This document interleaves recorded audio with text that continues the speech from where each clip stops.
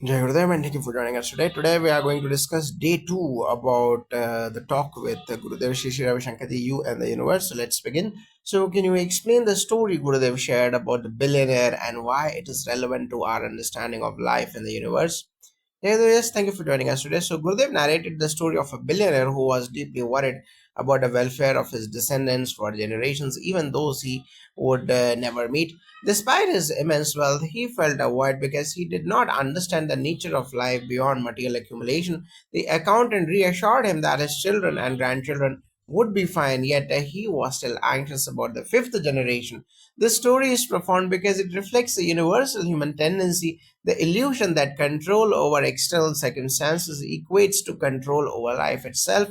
Gurudev's point was that there is a higher cosmic order, a divine intelligence represented in the story by Sri Vatapada, which naturally takes care of everyone.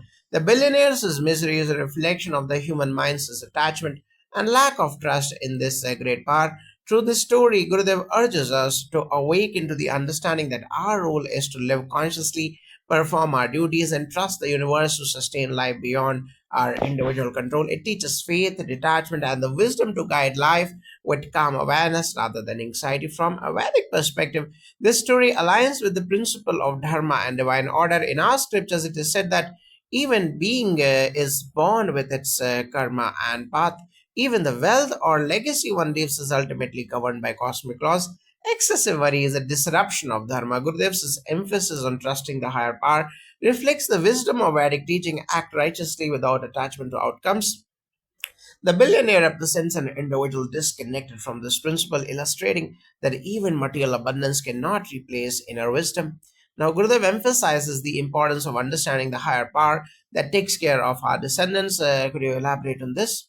Absolutely. Gurudev speaks of Sri Vatapada as a metaphor for the divine intelligence that permeates the universe. This higher power is responsible for sustaining life and ensuring that each being fulfills its purpose even beyond our personal intervention. When we worry incessantly about a future, especially for generations yet to come, we not only stress ourselves but also transmit this anxiety to those around us. Trusting in the higher power brings inner peace and a sense of security. It allows us to focus on what we can contribute in the present, guiding and nurturing wisely without being burdened by fears of uncontrollable outcomes. Indeed, in Vedic philosophy, this higher power is often described as Ishvara or the cosmic order, which governs both the visible and subtle aspects of life. Parents and elders are advised to perform their duties with dedication, but not to overstep into controlling the destinies of their descendants. Gurudev's teaching resonates with this. Our role is to provide guidance and support while recognizing that the universe's law of karma will ensure balance and continuity. Gurudev mentions that excessive worry can create rebellion among children. How does this happen? This is a critical point. Worry generates a negative vibration which children are highly sensitive to. When parents or elders constantly stress about the future or outcomes, it subconsciously communicates a lack of trust and suffocation. Children feel controlled, restricted, and even guilty for causing concern. This leads to rebellion, not because they are ungrateful, but because they are reacting naturally to emotional pressure. Gurudev advises that guidance should be gentle, intelligent, and balanced, firm when necessary, but free from anxiety or coercion. From the dharmic viewpoint, this aligns with the Vedic idea of nurturing through vidya and shiksha, wisdom and education, rather than fear or excessive control. Dharma emphasizes balance, provides structure and moral guidance, but allows space for autonomy. Rebellion often occurs when children feel that their inherent freedom is being suffocated, not when they are truly uncared for. Now, Gurudev often talks about the balance between guiding children and not controlling them. How can parents achieve this balance?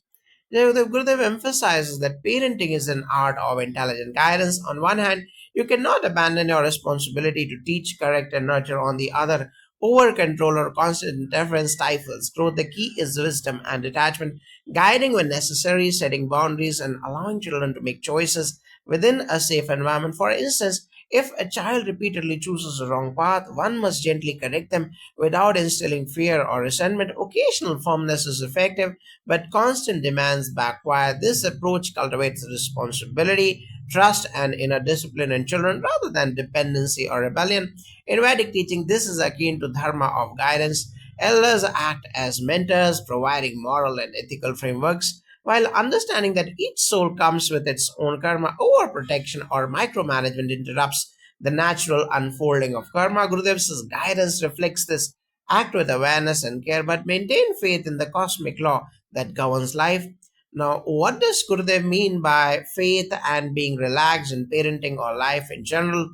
The faith is the recognition of a higher intelligence that ensures life unfolds as it should. Being relaxed means not being consumed by worry, anxiety, or obsessive control over outcomes. When parents or elders operate from fear or anxiety, it not only hampers their own clarity but also transmits stress to their environment. Faith allows us to act responsibly yet calmly, knowing the universe is orchestrating circumstances beyond our perception. This attitude reduces unnecessary tension, fosters better relationships, and creates a nurturing space for growth. Now, from a Vedic lens, this is called and aligned with the principle of Nishkam Karma, performing duties without attachment to results. Relaxation and faith are not passivity, but conscious surrender to cosmic order. Just as Gurudev describes, when elders trust the universal plan, they are better equipped to guide the younger generation wisely without generating fear or rebellion. Now, Gurudev mentions that children sense parental anxiety. Can you explain the science or wisdom behind this? Jaidev, children are extremely receptive to subtle energies and vibrations. Anxiety or fear from a parent is often unconsciously communicated through tone, body language, or even subtle emotional frequencies. This creates a sense of instability or suffocation for the child, leading to rebellion, insecurity, or emotional stress. Gurudev's teaching bridges modern psychology and spiritual insight. Emotional equilibrium of parents is critical for the healthy development of children. Calm, confident guidance encourages children to thrive naturally. Vedic texts often describe the influence of sattva, rajas, and tamas, qualities of nature, on family dynamics. Excessive worry is predominantly rajas, which agitates the mind. Children absorb this energy, which can lead to unrest. Maintaining a balanced sattvic environment allows the family to function harmoniously. Gurudev's advice resonates with this. Faith and relaxed presence create a nurturing sattvic atmosphere. Now, Gurudev encourages parents to look beyond their children for creating a good environment. Why is this significant? Parenting is not just about micromanaging your child's life, but cultivating an environment conducive to moral, emotional, and spiritual growth. This includes relationships with neighbors, community, and the broader social environment. A child learns not just from instructions, but by observing the surrounding atmosphere. Gurudev stresses that a wider perspective, empathy, and ethical engagement with the world strengthens the child's resilience and moral compass. It shifts focus from control to contribution and from anxiety to conscious action. This aligns with Vedic social ethics, where individual growth is connected with societal harmony. Dharma is not isolated, it exists in context. By creating a positive environment beyond immediate family, elders ensure that children are exposed to values, ethics, and support systems that reinforce their development. Gurudev's advice is timeless, focus on duties, maintain faith, and nurture both your child and the environment, their environment. How does Gurudev's teaching on karma help in reducing worry about life and descendants? Gurudev emphasizes that everyone comes with their own karma and life lessons. While we can guide and nurture, we cannot manipulate someone's destiny or avoid their karmic consequences.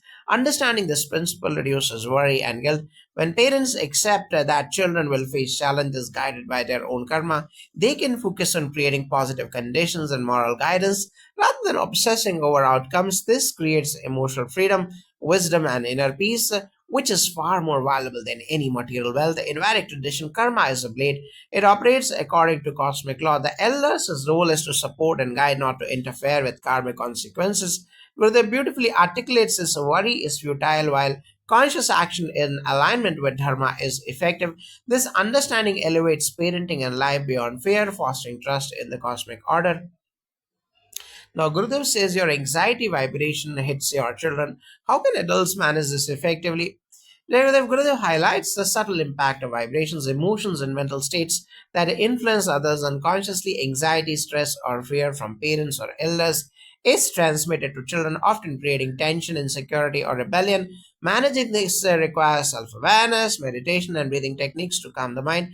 Practices like Sudarshan Kriya or simple deep breathing allow adults to detach from obsessive worry, develop mental clarity, and maintain inner equilibrium. When adults operate from a place of calmness and faith, children naturally mirror these qualities, leading to a harmonious family environment. From a Vedic perspective, the mind and subtle energies influence the household. Parents are like anchors of energy. When they maintain clarity, calm, and balance, the environment becomes sattvic, fostering moral and emotional development in children.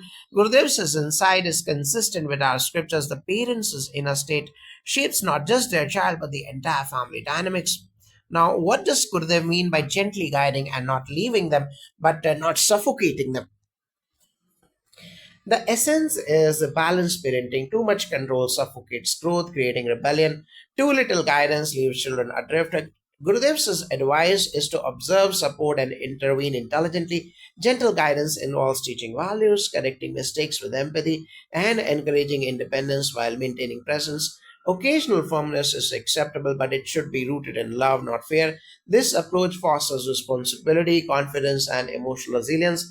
Vedic texts reinforce this approach. Elders are mentors, not dictators. They create a framework of ethics, morality, and dharma while allowing the child's individuality and karma to unfold. Gurudev bridges ancient wisdom with the practical modern parenting strategies. Now, how does faith reduce the tendency to over worry about the future? The faith is the realization that a higher intelligence governs life. Worry arises from the illusion of control over uncontrollable outcomes. Faith shifts focus from fear to action, performing duties responsibly while trusting the universe. Parents who internalize this principle are calmer, make wiser decisions, and create a positive influence on their children. It also allows adults to detach from attachment to results, finding inner peace. In Vedic philosophy, faith or Shraddha is central. It acknowledges that karma, cosmic order, and divine providence guide life. Gurudev's teaching reflects the essence of Shastras: act righteously, let go of unnecessary attachment, and trust in the higher power. This reduces stress, improves relationships, and strengthens the moral guidance. Now, Gurudev often emphasizes the importance of environment. Why does it matter so much? Gurudev, a child's development is influenced not only by direct guidance but also by the ambient energy and social environment. Gurudev points out that parents must think beyond their children, creating a harmonious, ethical, and supportive environment.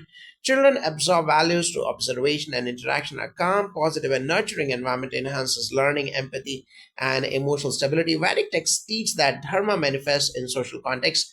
Proper environment reinforces ethical behavior and spiritual growth. Gurudev's emphasis on environment resonates with Vedic wisdom. Individual well being cannot be separated from the collective, and nurturing the surroundings is part of responsible parenting. Now, Gurudev says everyone has their own karma. How does this shape our understanding of responsibility?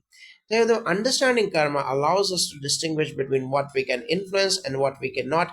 Parents may guide and nurture, but they cannot control every outcome of a child's life.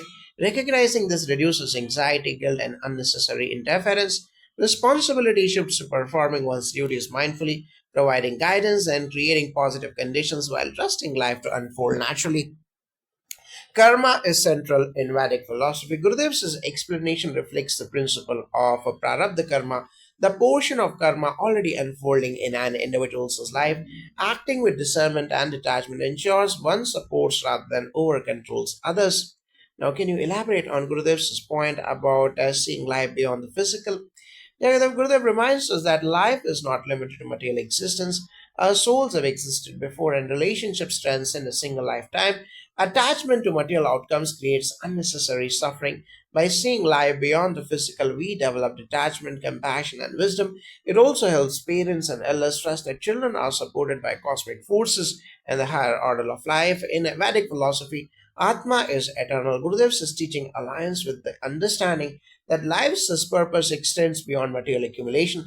Awareness of this truth reduces anxiety, cultivates dharmic living, and reinforces the ethical guidance of future generations. Now, Gurudev mentions ancestral concern. How does this affect our present life? Gurudev says that many of us are descendants of caring ancestors whose worries and efforts ensured our existence. When we worry excessively, it's almost like a reversing the flow of energy, burdening ourselves unnecessarily. Recognizing ancestral support and divine orchestration allows us to live with gratitude, detachment, and responsibility for our actions without anxiety. Vedic texts also honor ancestors of Pitru for sustaining life. Gurudev's teaching resonates with Pitru Buddha philosophy. We are beneficiaries of efforts and karma from past generations. Trusting life allows us to continue the lineage responsibly without obsession. Now, how does worry create rebellion in children according to Gurudev? Excessive worry transmits fear and control. Children feel suffocated. Even if parents' intentions are loving, this leads to subtle resistance, emotional distancing, and sometimes overt rebellion. Gurudev emphasizes guiding gently and occasionally being firm, but always maintaining love, detachment, and faith. When guidance is rooted in calm awareness, children respond positively rather than rebelling. Now, in Vedic wisdom, forcing adherence without understanding disrupts sattvic balance. Children need guidance, not control. Gurudev bridges this ancient insight with practical parenting. Anxiety and over control invite resistance. Calm guidance inspires compliance and moral alignment. Now, what role does intelligent demand play in parenting? Gurudev advises that occasional firm demand is necessary. Intelligent demand means intervening decisively when crucial rather than micromanaging constantly. Children are more receptive when guidance is reasonable, occasional, and motivated by care, not fear. Over damaging daily erodes respect and attention, but timely measured interventions cultivate responsibility and moral understanding. Vedic philosophy calls for disciplined guidance with discretion. Gurudev's teaching reflects his wisdom lies in timing, balance, and intent. By demanding intelligently, elders fulfill dharmic duties without generating rebellion or resentment. Now, Gurudev talks about being a witness to all actions. How does this apply to daily life? Now, that being a witness means observing life without attachment or judgment. Parents and elders, while performing duties, must maintain awareness, detachment, and calmness. This helps reduce overreaction, anxiety, and negative influence on others. Witnessing allows one to act consciously, guide effectively, and respond wisely rather than being driven by fear, anger, or desire. Vedic tradition calls this Sakshi Bhava, the state of mindful observation. Gurudev applies this practically by witnessing life. One participates without being consumed by outcomes, creating balance, inner peace, and dharmic clarity. Now, Gurudev says that worrying about outcomes creates negativity. How does this affect family dynamics? Constant worry generates mental tension and emotional turbulence, which subtly permeates the home environment. Children pick up on this stress and relationships become strained. Gurudev emphasizes that worrying does not protect anyone, instead, it creates resistance and rebellion.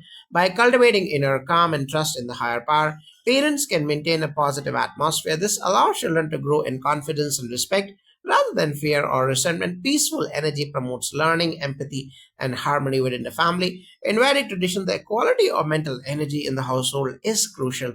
Anxiety and fear amplify tamas or inertia and confusion, leading to disharmony. Gurudev's teaching is consistent. Parents should act responsibly, yet remain calm, fostering a sattvic environment that naturally supports the family's well-being. Now, how does Gurudev explain the continuity of care across generations? Gurudev explains that a higher power ensures continuity. Children and grandchildren are naturally cared for, even without our constant intervention. This perspective elevates anxiety and fosters faith. Understanding that life is sustained by cosmic intelligence allows us to focus on guidance and personal growth rather than controlling outcomes. The realization that one's efforts are part of a larger universal process brings immense peace and clarity. Vedic philosophy also emphasizes cosmic order and divine providence. Ancestors, karma, and dharma work in tandem to maintain life across generations. Gurudev's teaching reminds us that human worry is unnecessary. Focus should be on righteous action and mindful guidance. Gurudev mentions that life is more than material wealth. How should this influence our priorities? Life's true purpose extends beyond accumulating wealth or securing material comfort. Gurudev points out that spiritual wisdom, moral integrity, and emotional balance are far more important than money. While financial security is necessary, it should not dominate consciousness. Parents and elders should prioritize teaching values, nurturing trust, and cultivating inner peace, which ensures long term well being across generations. Material wealth without inner wisdom leads to anxiety and unfulfilled lives. Now, in Vedic teaching, artha or wealth is important but is subordinate to dharma and moksha, righteousness and liberation. Gurudev's advice mirrors this: wealth should serve higher purpose and not become a source of anxiety or obsession. Now, how can one balance material responsibilities and spiritual awareness in daily life? Gurudev teaches that duty and detachment go hand in hand. One must fulfill material responsibilities, financial, familial, and social, while maintaining inner awareness and spiritual practice. Meditation, pranayama, and reflection help keep the mind calm, preventing stress from material challenges. When duties are performed mindfully, with detachment from outcomes, both the worldly and spiritual growth are achieved harmoniously. This aligns with the Vedic principle of karmanyavadikaraste, action as your right. Results are not by integrating daily responsibilities with awareness of the eternal self.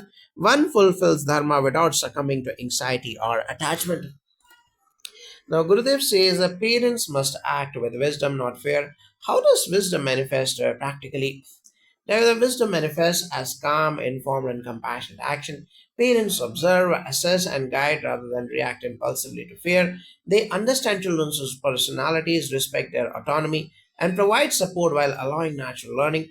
Occasional firm intervention is used strategically, not habitually. This approach encourages children to develop responsibility, discernment, and emotional intelligence. Vedic texts emphasize the jnana or wisdom in action. Elders are to act as mentors, not dictators. Gurudev's teaching reflects his wisdom enables guidance without oppression, ensuring growth without rebellion. Now, Gurudev emphasizes that children respond to calm guidance rather than constant demands. Why is this effective? Jagadav children are naturally receptive to love and clarity, not coercion. Constant demands create resistance, while calm, intelligent guidance nurtures understanding and moral alignment. Occasional firmness delivered with compassion is more effective than persistent pressure. Gurudev highlights that guidance must be timely, reasoned, and empathetic to instill trust and responsibility. This principle resonates with Vedic pedagogy, where discipline is balanced with compassion.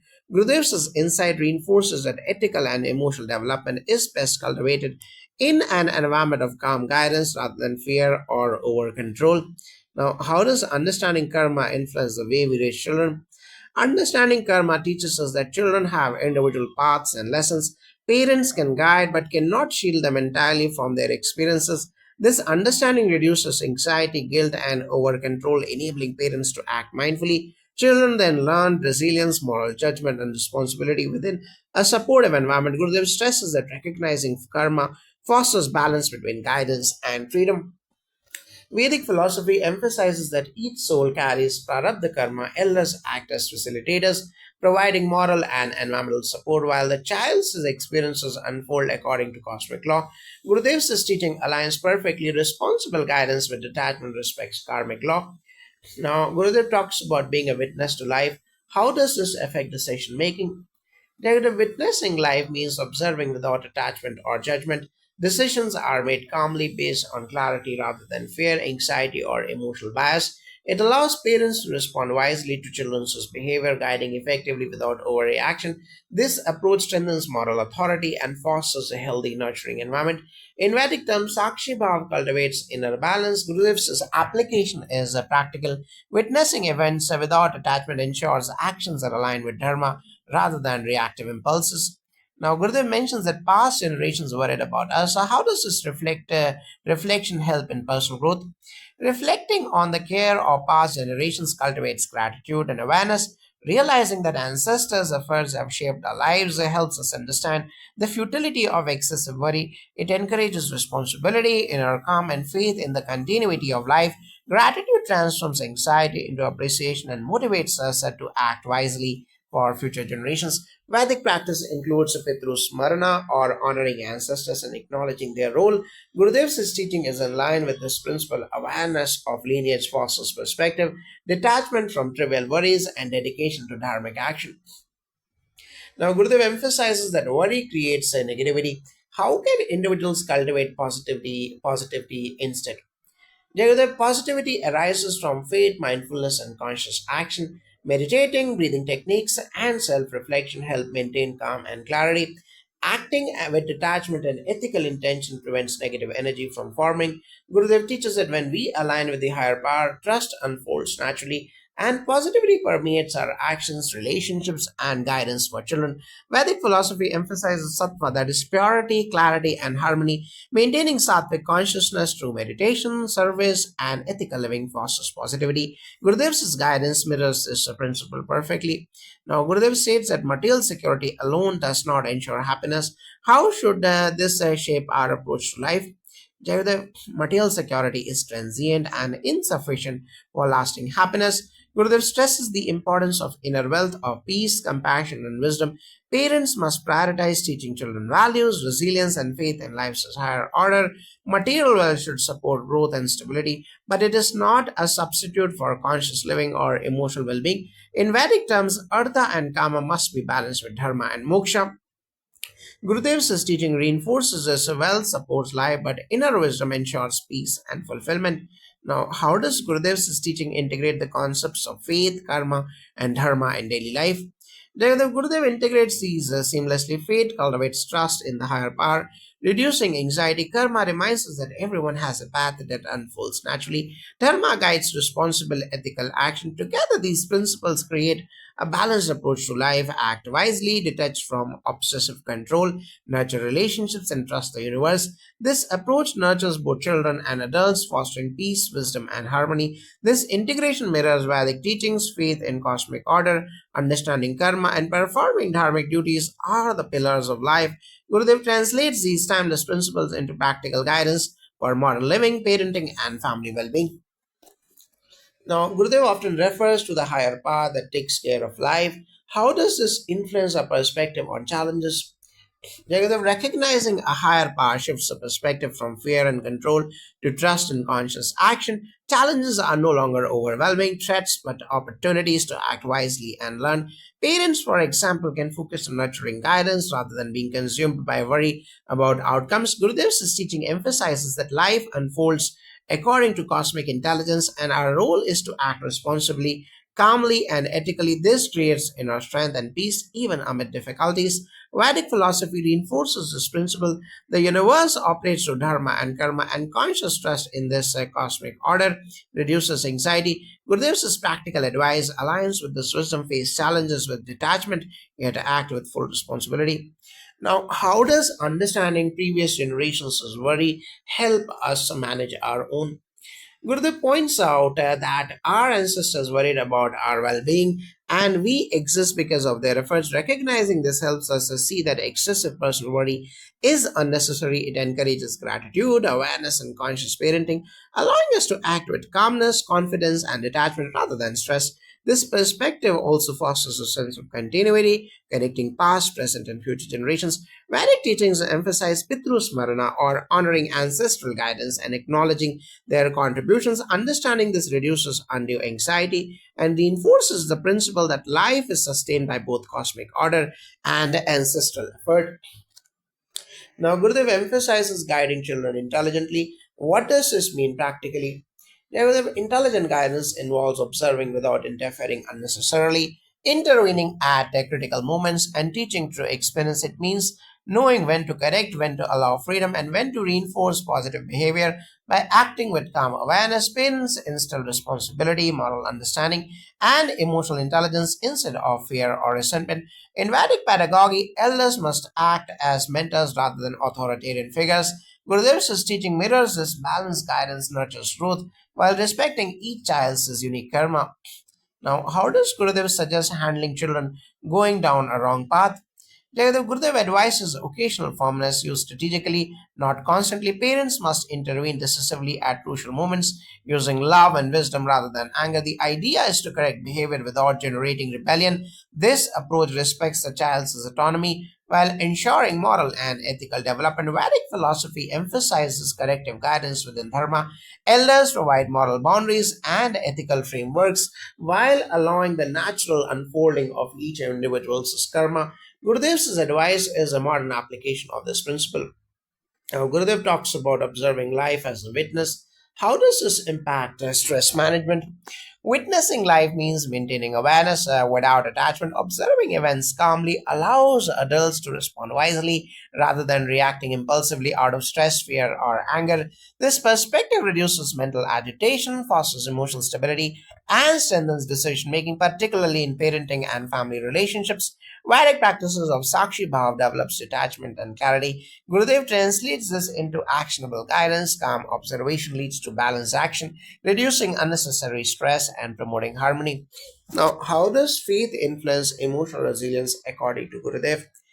Yet faith strengthens resilience by creating trust in life's natural order. Adults with faith are less likely to panic, overreact, or transmit anxiety to children. It fosters calm, confidence, and emotional balance. Gurudev emphasizes that faith is not passive, it actively supports responsible action, guiding children wisely while remaining unattached to outcomes. In Vedic philosophy, Shraddha or faith stabilizes the mind. Trust in dharma and cosmic order cultivates patience, wisdom, and emotional resilience, which are essential for guiding family and community. Gurudev highlights the importance of environment beyond a child. How does this connect to dharma? Creating a nurturing environment is a dharmic responsibility. Parents cannot focus solely on the child.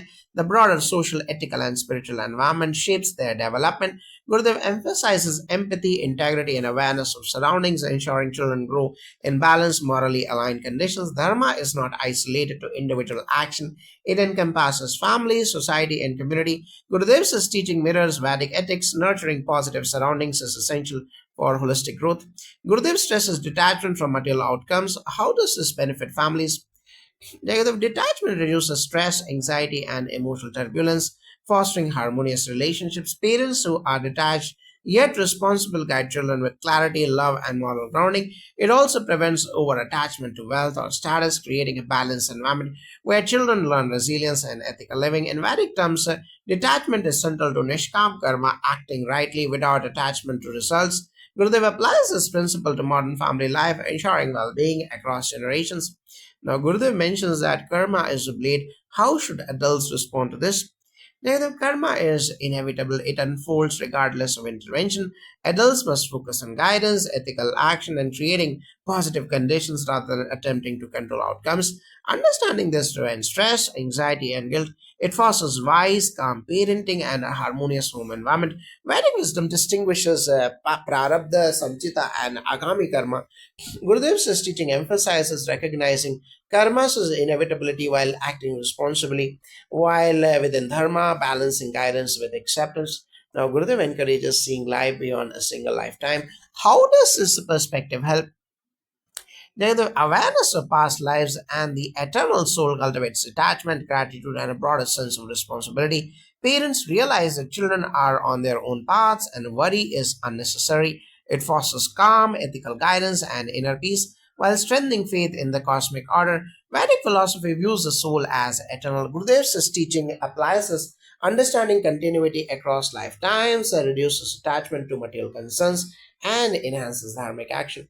How can faith in a cosmic order reduce parental anxiety? Jagadar, faith shifts focus from controlling outcomes to performing duties mindfully. Parents trust that children are naturally guided and supported by higher forces. This reduces obsessive worry, promotes inner calm, and creates a nurturing environment conducive to learning and moral growth. In Vedic thought, trust in Ishvara and cosmic dharma provides stability. Gurudev integrates this with the practical parenting, showing that faith mitigates unnecessary stress. Now, Gurudev emphasizes occasional firmness. Why is timing crucial? Constant demands backfire. Occasional firmness creates respect, clarity, and discipline. Timing ensures the message is impactful without overwhelming or suffocating the child. Gurudev teaches balance, firm action rooted in love achieves long term cooperation and moral growth. Vedic wisdom also stresses a disciplined guidance with discretion. Gurudev applies this principle to modern parenting, balancing firmness and freedom. How does gratitude toward ancestors improve life perspective? Recognizing ancestral care fosters humility, responsibility, and inner calm. Parents and elders realize that worry is unnecessary and focus shifts to constructive mindful guidance. Gratitude nurtures inner peace and strengthens ethical responsibility toward future generations. Pitru Smarana in Vedic practice cultivates perspective, reduces fear, and reinforces dharmic living. Gurudev translates this insight into practical everyday guidance. Now, Gurudev stresses nurturing calmness over material control. How does this shape relationships? Jagadev, calmness fosters trust, empathy, and respect in relationships. Children respond positively, feel supported, and develop ethical and emotional intelligence. Focusing on inner harmony rather than material control ensures enduring familial stability and joy. Sattvic consciousness, emphasized in Vedic teachings, ensures relationships thrive. Gurudev's guidance translates this timeless principle into practical family dynamics. How can parents balance guidance with respect for children's autonomy?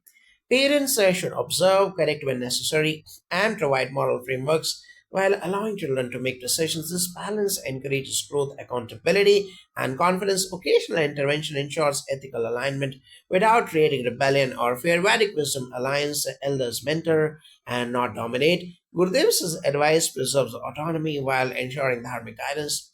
Now, Gurudev talks about the blade of karma. How should this inform our approach to life? Karma unfolds naturally. Adults act with ethics, mindfulness, and detachment, guiding children and fulfilling responsibilities without obsessive control.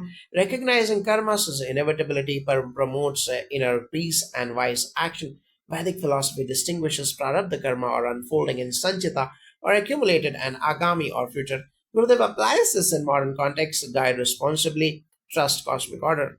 Now, how does witnessing life reduces stress and conflict? Witnessing fosters detachment and clarity. Adults respond thoughtfully rather than reacting impulsively. Stress, anxiety, and conflict decrease, improving relationships and creating a stable environment for children. Sakshi Bhava in Vedic tradition promotes calm, detached observation. Gurudev translates this into daily life, enhancing peace and moral guidance. Now, Gurudev emphasizes trust in life's higher intelligence. How does this impact decision making? Jagadiv trust enables calm, responsible, and ethical choices. Fear driven impulsiveness decreases, allowing parents to guide children effectively while maintaining inner peace. Vedic thought stresses the faith in Ishvara and Dharma. Gurudev's teaching provides a practical framework for confident, conscious decision making. Gurudev talks about multi generational care. How can we apply this practically? Understanding that life sustains itself beyond personal control encourages calm, responsible guidance. Parents focus on nurturing values, environment, and ethical frameworks while trusting that future generations are naturally supported. Vedic teachings reflects continuity across generations. Gurudev's insight integrates this act wisely, detached from fear and trust a cosmic order. Finally, how does Gurudev summarize the integration of faith, karma, dharma, and parenting? Jagadev Gurudev emphasized life is a dynamic interplay of faith, karma, and dharma, and understanding this is the foundation for wise, balanced parenting. Faith in the higher power allows parents to trust that life will unfold naturally and that children are inherently supported by cosmic forces. Karma reminds us that every individual, parents and children alike, has a unique path and set of experiences. We cannot control outcomes but can guide responsibly. Dharma, the principle of righteous action, becomes a framework through which parents fulfill their duties without over attachment or anxiety. Practically, this means observing children without unnecessary interference, gently correcting mistakes, fostering a nurturing environment, and occasionally asserting guidance when crucial. When parents integrate these principles, they act from a place of calm, wisdom, and love rather than fear or control. Children, in turn, grow in resilience, ethical understanding, and emotional intelligence. Gurudev's teaching harmoniously blends Vedic philosophy with the practical modern life, showing that mindful parenting is not just about control or protection, it's about creating a conscious, peaceful, and dharmic balance and space where both parents and children can thrive across generations. Now, Gurudev's integration reflects the timeless wisdom of the Vedas. The faith, the karma, and dharma are not abstract concepts, but practical tools for balanced living. Parents and elders who embody these principles cultivate emotional equilibrium, moral clarity, and spiritual insight in themselves and their children. By combining conscious action with detachment and trust, they ensure that family life remains harmonious, ethical, and spiritually aligned, providing stability for generations to come. Jai Gurudev.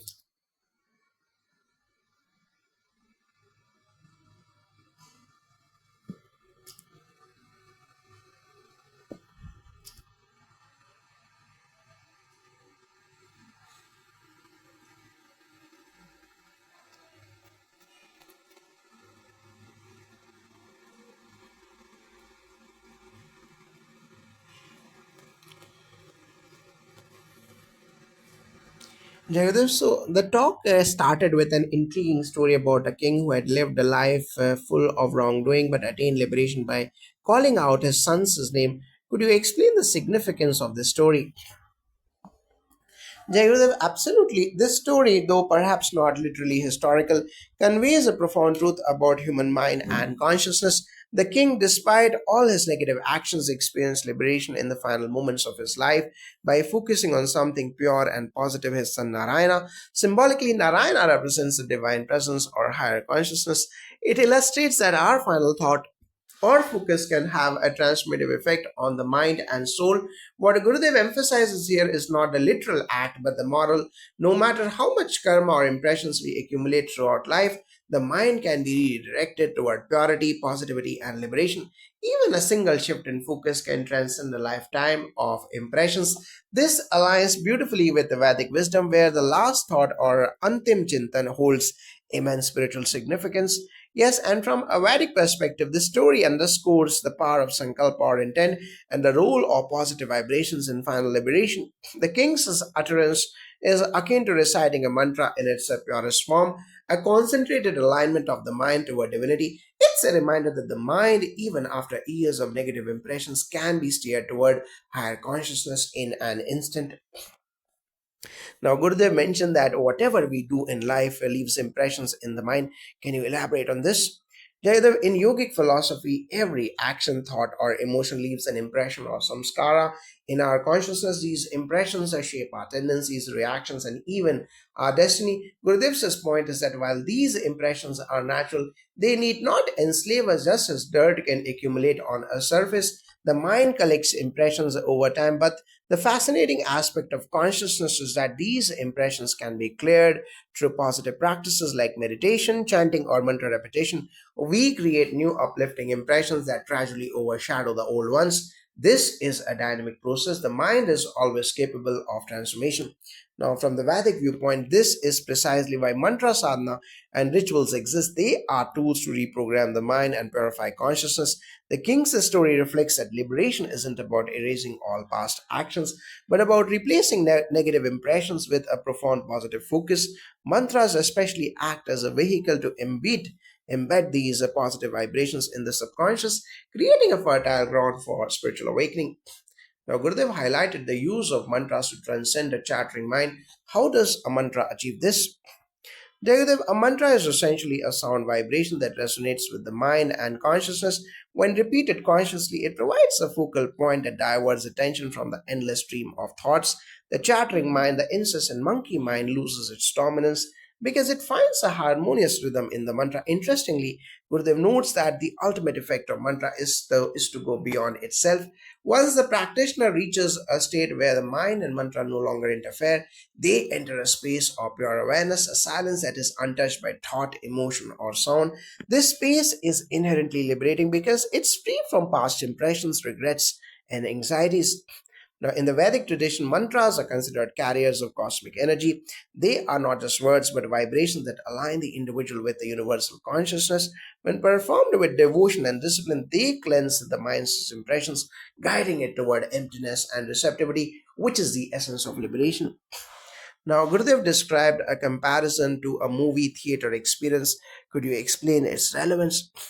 Jayadev's Gurudev's analogy is quite illustrative. When we immerse ourselves in a movie, we enter an artificial world of emotions, drama, and experiences. Exiting the theater, we need a few seconds to adjust back to reality. Similarly, our mind often gets lost in layers of impressions, thoughts, and identifications accumulated over a lifetime. Meditation and mantra are like stepping out of the movie. The mind adjusts from its habitual patterns to a state of awareness. The adjustment is usually rapid when one has trained the mind to shift the focus consciously. The key takeaway is that liberation or mental clarity is not distant or difficult. It's accessible if we consciously allow the mind to disengage from old impressions and enter a receptive, spacious awareness. From a Vedic perspective, this analogy mirrors the concept of Maya, the illusionary world. Meditation, mantras, and spiritual practices are tools to recalibrate the mind, ensuring it doesn't remain ensnared in Maya, just as the movie viewer adapts instantly to real life after the film. Disciplined spiritual practices allow a swift adjustment from the illusory realm of past impressions to the reality of pure consciousness.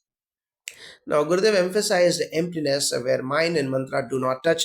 How does one experience the state? Gurudev, this state of emptiness is the very essence of self realization.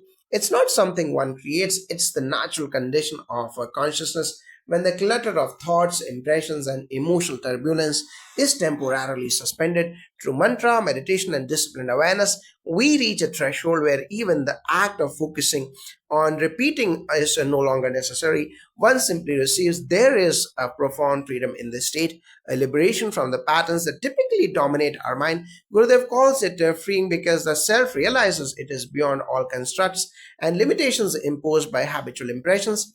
In Vedic terms, this corresponds to shunya, the void or emptiness that is not void of consciousness but full of potential. It's a state where the soul or Atman exists untouched by worldly impressions. The disciplined use of mantra, ritual, and meditation paves the way to experience the state. The king's final liberation finally mirrors this very principle. When the mind is finally aligned and focused purely, it dissolves into its natural state of freedom, untouched by worldly conditioning. Now, Gurudev mentioned that it's not difficult to erase those impressions in the mind. How does one practically do this? Jagadev, the erasure of impressions or samskaras is not about forcibly wiping memories or experiences. It's about consciously introducing positive higher vibrations into the mind. Practices like mantra repetition, guided meditation, or breathing techniques such as Sudarshan Kriya serve as tools to overwrite old patterns. The mind is like soft clay. It takes the shape of whatever is impressed upon it most consistently. Therefore, by practicing daily meditation or chanting positive mantras, we allow new impressions of peace, clarity, and love to gradually dominate over negative ones. Gurudev emphasizes consistency. Even a few moments of sincere practice can start shifting the mental landscape. The liberation he describes is less about the absence of impressions and more about the presence of empowering ones, which naturally dilute the old limiting patterns. In Vedic philosophy, this is akin to mantra shakti. Repetition of sacred sounds creates subtle vibrations that purify the mind at a deep level. Even if one has accumulated karmic impressions over many lifetimes, the right spiritual practice can redirect consciousness. This is why final liberation, as seen in the king's story, is possible even at the last moment. It is a testament to the mind's inherent flexibility and the power of focused spiritual effort. Now, how does focusing on positive impressions differ from simply ignoring negative ones? Jagadev, ignoring negative impressions doesn't erase them, it only suppresses them temporarily. The mind has a remarkable tendency to bring unresolved impressions to the surface. Often, when least expected, focusing on positive impressions is proactive. It replaces negativity with constructive, empowering patterns. When one consciously chants a mantra, meditates, or reflects on divine qualities, the mind internalizes these vibrations. Over time, the old negative impressions lose their grip, just as darkness fades in the presence of light. Gurudev's teaching emphasizes action over avoidance. Rather than fight negativity, we fill our mental space with positivity. Liberation is then not a struggle but a natural consequence of positive alignment. Now, Vedic texts echo this principle. Rituals, mantra sadhana, and daily prayers are not just symbolic, they create subtle impressions in the mind and body. A person immersed in positive vibrations naturally experiences freedom from past karmic patterns. This is why the king, despite his lifetime of misdeeds, could be liberated. He invoked a pure positive focus in his final moment.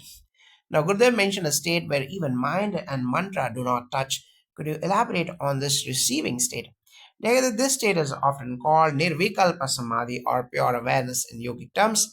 It's not created through effort, rather, it is a natural experience when the mind stops interfering. The mantra initially serves as a vehicle to quiet mental chatter, but eventually the practitioner enters a space where beyond both mind and sound. In this emptiness, there is no deliberate focus. One simply receives. The state is profoundly liberating because it bypasses accumulated impressions, judgments, and anxieties. Gurudev likens it to the mind stepping out of its habitual patterns and entering a field of pure consciousness. The more we practice, the more accessible this state becomes, demonstrating that liberation is not distant but available here and now. Now, from a Vedic perspective, this is the state of the soul or Atman merging with the cosmic consciousness. Rituals and mantras train the mind to reach this void of pure receptivity. The king's final utterance symbolizes this alignment, a spontaneous invocation of divinity leading to liberation. It's a reminder that even a brief moment of pure focus can transcend a lifetime of karmic impressions. How does the movie theater analogy help in understanding the mind's impressions? The movie theater analogy is vivid and practical. When we watch a movie, we temporarily immerse ourselves in a different reality. Emotions, reactions, and perceptions are influenced by what we witness. Upon leaving, we need a moment to readjust to our normal environment. Similarly, our mind is constantly absorbing impressions from daily experiences, interactions, and thoughts. Meditation and mantra practice act like the pause between the movie and real life. They allow the mind to disengage from habitual patterns and recalibrate. Gurudev points out that adjustment doesn't take long. With the practice, we can shift swiftly from reactive states to a state of awareness. This illustrates the accessibility of liberation. It's not about escaping life, but about learning to navigate and transform impressions consciously. Now, Vedic wisdom also emphasizes this. Life is like a series of illusory experiences or Maya. Spiritual practices teach the mind to recognize the transient nature of impressions and adjust naturally. The king's final liberation mirrors this principle. Even a sudden alignment and focus can restore the mind to its original free state, just like leaving the movie theater restores normal perception. Now, Gurudev mentions that self or the self is freed from impressions. How do these teachings help in realizing the self? Neither the self or Atman is inherently free, pure, and untouched by worldly impressions. However, accumulated thoughts, habits, and past experiences often cloud our awareness of it. Gurudev's teachings offer practical methods, mantra, meditation, and conscious focus to dissolve these impressions gradually by creating positive vibrations and learners learning to observe the mind without attachment. We access the true self. The story of the king illustrates that liberation is not about erasing every past action. It's about connecting with the essence of the self in a conscious moment. Once the self is recognized, it is free from habitual patterns, fears, and regrets. Meditation and mantra serve as bridges between the conditioned mind and the unconditioned self, enabling direct experience of liberation. In Vedic terms, this aligns with moksha. The self is never bound, only the mind's impressions create the illusion of bondage through disciplined spiritual practices. One awakens to the natural freedom of the Atman. The king's final call, Narayana, symbolizes the awakening of the soul to its inherent divinity, illustrating that liberation is accessible even at the last breath when consciousness aligns with the higher truth. Now, Gurudev says impressions can be erased with the positive ones. How does this influence daily life? In daily life, every thought, reaction, or habit reinforces impressions in the mind. Negative emotions like anger, jealousy, or fear leave deep impressions, subtly shaping our responses. By consciously cultivating positive impressions through gratitude, service, meditation, or chanting, we reshape our mental landscape. Gurudev emphasizes that liberation isn't an abstract concept. It manifests as clarity, peace, and adaptability in day to day life.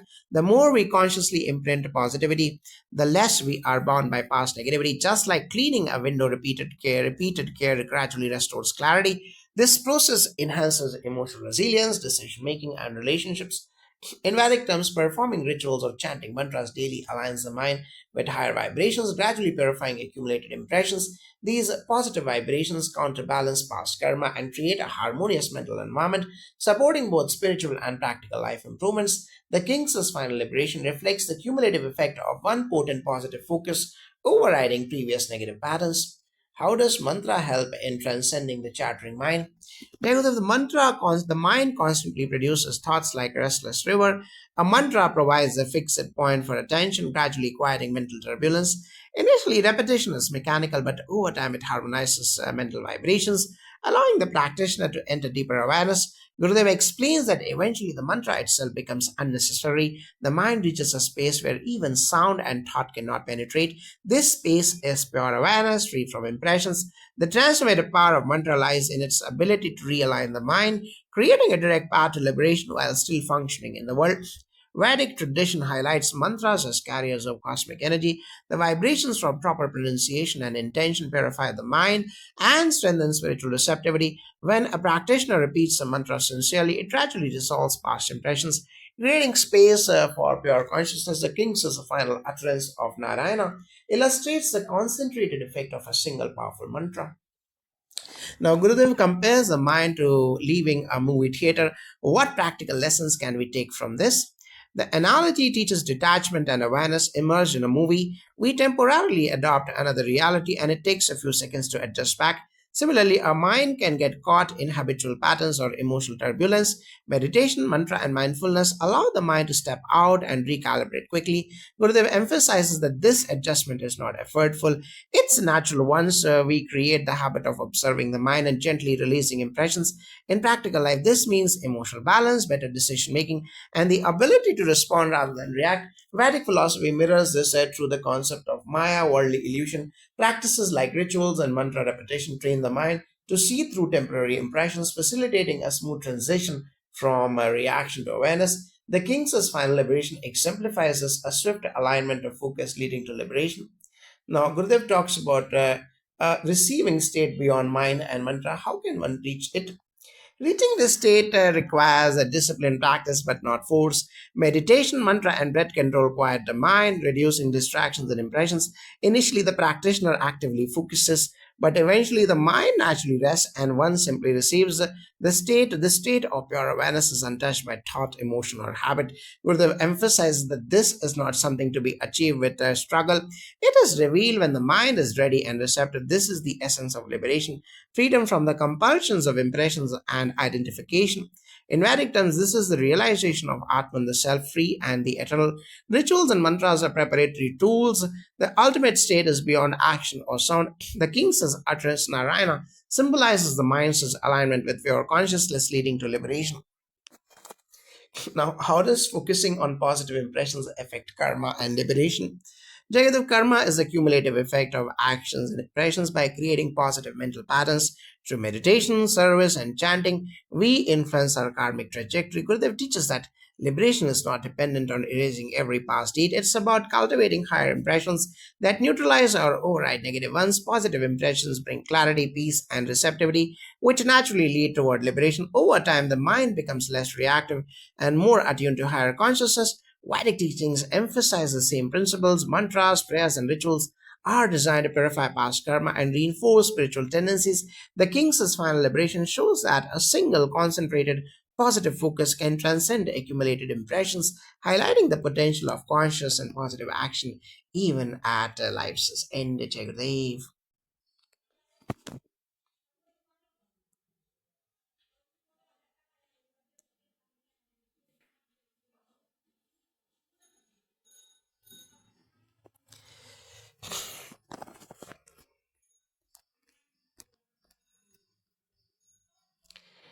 So Gurudev spoke about the movie of life. What does he mean when he says life is like a movie? Therefore, Gurudev uses the analogy of a movie to make us realize how transient our experiences are. Every event, our childhood, school days, successes, fights, pleasures, and sorrows appear so vivid while it happens, but when we look back, it feels just like watching a scenes of a film. The mind replays these memories, keeping us trapped in illusion. The moment we recognize that the whole of life, its ups and downs, is no more than moving frames of consciousness, we free ourselves from attachment and regret. Awareness turns that we are not the scenes but the light projecting them. This that realization alone brings immense peace. Life continues, but we stop over identifying with every frame. Now, why does Gurudev say that people who cannot snap out of this movie may end up mentally disturbed? Jagadev, because when one loses discrimination between the real and the projected, confusion arises. Gurudev says if we remain trapped in the emotional storyline, unable to return to the witness state, the mind loses balance like an actor who forgets he is acting.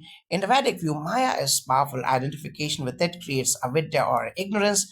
When people cling to memories or expectations, they can't function in the present. It's like being lost in yesterday's dream. In extreme cases, the mind becomes so clouded that one needs therapy or hospitalization. The path of yoga and meditation exists to restore that clarity so that we can watch the movie yet know it's only a movie. Now, how can we practically snap out of the movie when emotions overwhelm us? The first step is awareness. Gurudev often says, pause and remind yourself, I am just a witness. Take a deep breath and observe your feelings as you would watch clouds passing by. The moment you remember this too shall pass, detachment begins. In Sudarshan Kriya, this happens naturally. The prana releases emotional impressions, allowing you to step back from the drama. Regular meditation builds this witnessing capacity. Gurudev's reminder, don't be in the movie, be in the light projecting the movie, is an invitation to live consciously, snap out by smiling, breathing, and seeing that every event, good or bad, is just another frame in your divine play. Now, Gurudev said that even pleasant memories like the World Culture Festival are now like a movie. What is the deeper teaching here? This teaching points toward impermanence. Even the most glorious events fade in time. Whether 1 million people gathered in joy or you had a small personal victory, it all becomes memory. In Bhagavad Gita, Lord Krishna calls this Krishna Bhangurutvam, the fleeting nature of phenomenon. Gurudev brings that insight into daily experience. When we see that both sorrow and celebration pass, attachment drops, we appreciate the beauty of every moment, but don't cling to it. The festival was divine, yes, but now it is the scene in the cosmic movie. What remains real is the presence, the consciousness that witnessed it all. That's where peace abides. Now, what does it mean when Gurudev says, be a witness to it all? To be a witness is to shift from identification to observation. Normally, we say, I am hungry or I am sad. Gurudev teaches us to say instead, I am aware that anger is arising. I am witnessing sadness. This subtle shift liberates us. It's like watching waves in the ocean while knowing you are the ocean itself, not the wave. Witnessing brings clarity, non reactivity, and compassion. From that space, we can act wisely instead of reacting impulsively. The witness is not cold, it's the warm, loving consciousness that pervades everything. Meditation is the training ground where this witnessing matures. Now, Gurudev said that this awareness takes you out of your sorrow and misery. How does it happen? Sorrow comes when we resist what is or cling to what was. When awareness dawns, we stop fighting reality. Gurudev says misery is born from other expectations, expecting others to behave our way. When we realize that everyone acts according to their own nature, our mind relaxes in Vedanta. This is Atma Bodha, knowledge of the self as beyond pleasure and pain. Once you see that you are the unchanging witness, untouched by circumstances, sorrow cannot bind you. You become like the sky. Clouds may come and go, but the sky remains vast and clear. Now, Gurudev mentions expectations from family, husband, wife, father, friend. How do these expectations cause suffering? Expectations are subtle forms of control. We want others to fulfill our mental image of how they should be. When they don't, frustration arises. Gurudev humorously says they behave the way they have to behave. So what?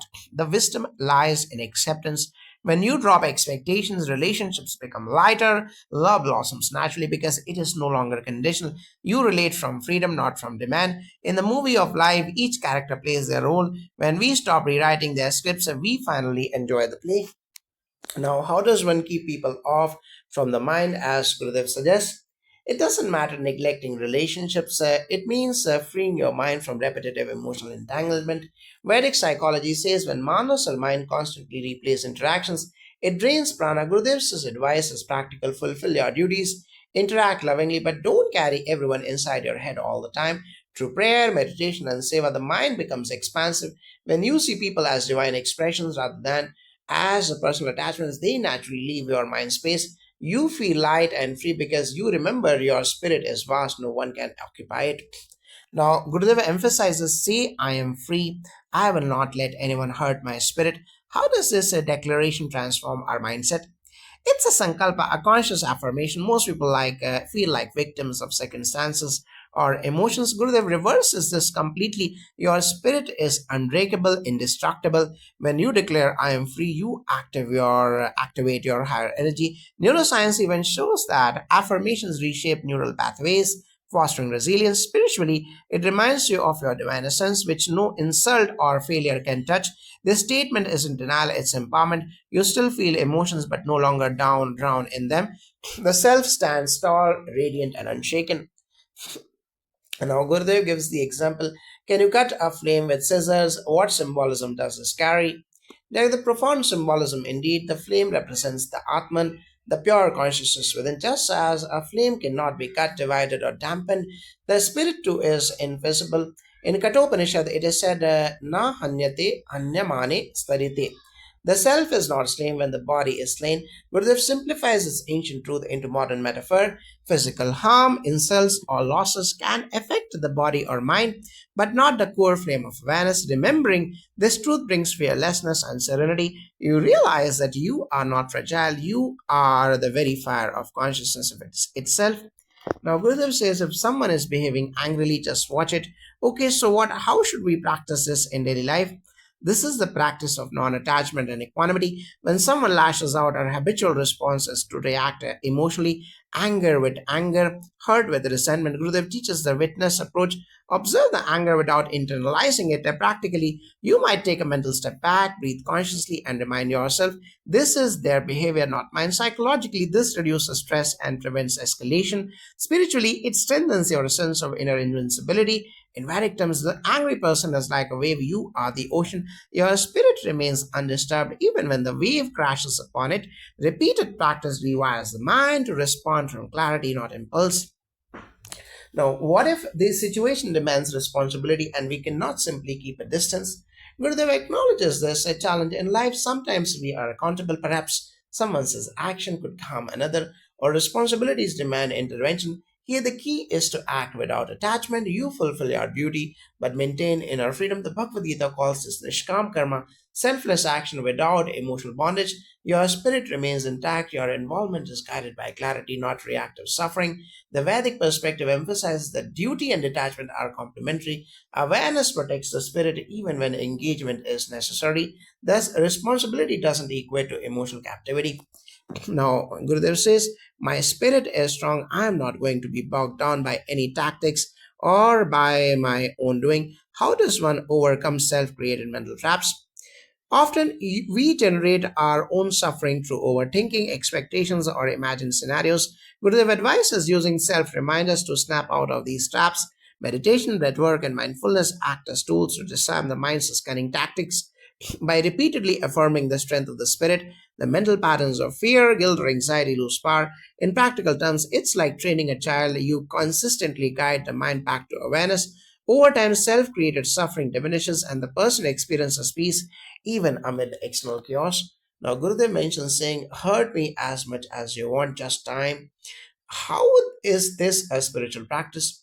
This is an advanced practice of surrender and fearlessness. When someone attempts to harm us physically, verbally, or emotionally, our usual reaction is defense. Gurudev flips this by consciously offering yourself to time. You acknowledge the impermanence of pain. You recognize that only the temporary external aspects can affect you, not your eternal spirit. Psychologically, this reduces fear, resentment, and attachment. Spiritually, it cultivates courage, equanimity, and resilience. This is akin to Sahat Samadhi meditation, reimagining rooted in the self regardless of worldly turbulence. Now, how does meditation enhance this ability to remain untouched by harm? Meditation trains the mind to witness without clinging. Regular practice stabilizes prana, reduces reactivity, and nurtures inner space. In Sudarshan Kriya, for instance, deep rhythmic breathing clears emotional blockages. When you meditate, you consciously experience that thoughts, emotions, and external events are passing phenomena. Over time, the brain's limbic system responds less impulsively to stress. Gurudev says inside that the spirit is like an untouchable flame, becomes experiential. Meditation is the laboratory where this invincibility is tested and strengthened. Now, Gurudev emphasizes the fast track nature of life. Everything moves quickly. How does this impact our mental state?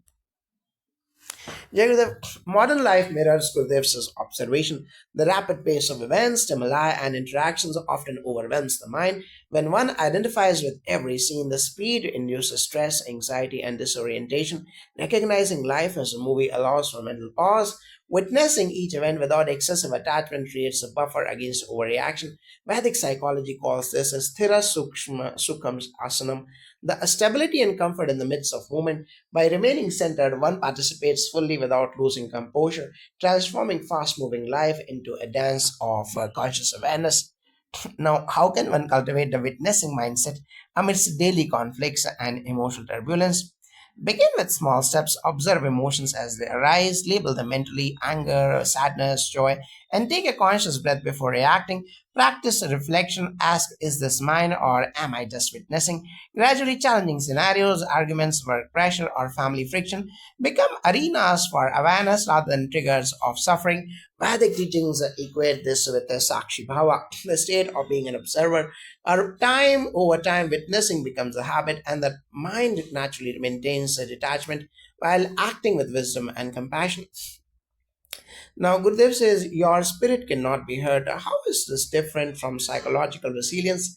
Psychological resilience refers to the mind's capacity to recover from stress, trauma, or setbacks. Gurudev goes beyond. He refers to the eternal spirit untouched by time, circumstances, or perception. The mind and emotions may fluctuate, the body may suffer, but the inner flame remains invincible. In Vedic philosophy, this is Atman, or pure consciousness, beyond dualities of pain and pleasure. Practicing this understanding creates a type of resilience that doesn't just recover from trauma but transcends the very concept of being heard. Now, Gurudev gives practical examples of anger in others. How does detachment affect relationships? Jagadav, detachment doesn't mean indifference, it means freedom from reactive entanglement. When we watch someone's anger without internalizing it, we respond wisely rather than impulsively. Relationships improve because communication becomes conscious, compassionate, and clear. The other person may still act out, but we are no longer victims of their behavior. In Vedic terms, one honors dharma, acting rightly without losing inner peace. Detachment strengthens relationships as freedom allows love, patience, and understanding to flourish naturally. Now, how does the analogy of a flame inspire fearlessness in the face of adversity? A flame is a delicate in form but unstoppable in essence. One cannot cut, douse, or contain it with ordinary tools. Similarly, the spirit is subtle yet indescribable and indestructible. In life, challenges may attempt to overwhelm us, but if we remember our inner flame, fear dissolves. This awareness transforms perception, loss, criticism, or anger from others no longer dominate our inner world. Practically, we cultivate confidence in poise. Spiritually, we experience abhaya or divine fearlessness. Gurudev's metaphor gives us a glimpse and a simple, vivid image for a profound truth. The spirit is eternal, luminous, and untouchable. Now, Gurudev mentions expectations from family and friends. How do these expectations create suffering? Gurudev emphasizes that expectations are a subtle form of attachment. We often expect others, our spouse, parents, friends, to act according to our desires. When they don't, we feel disappointed, frustrated, or hurt. These expectations feed our suffering, keeping us trapped in the movie of life rather than witnessing it. In Vedic philosophy, this is called aparigraha, non possessiveness. When we realize that each individual behaves according to their own nature, we release a mental grip on them. Love and care remain, but freedom replaces control. Practically, when a friend reacts angrily or a family member behaves differently than we hoped, instead of internalizing it, we can remind ourselves this is their action, not mine. I am free. Over time, this mental shift cultivates inner peace, resilience, and clarity. Relationships thrive because they are rooted in freedom rather than expectation. Gurudev's point is that attachment to how others should be is the source of sorrow. Detachment brings joy and spiritual liberation.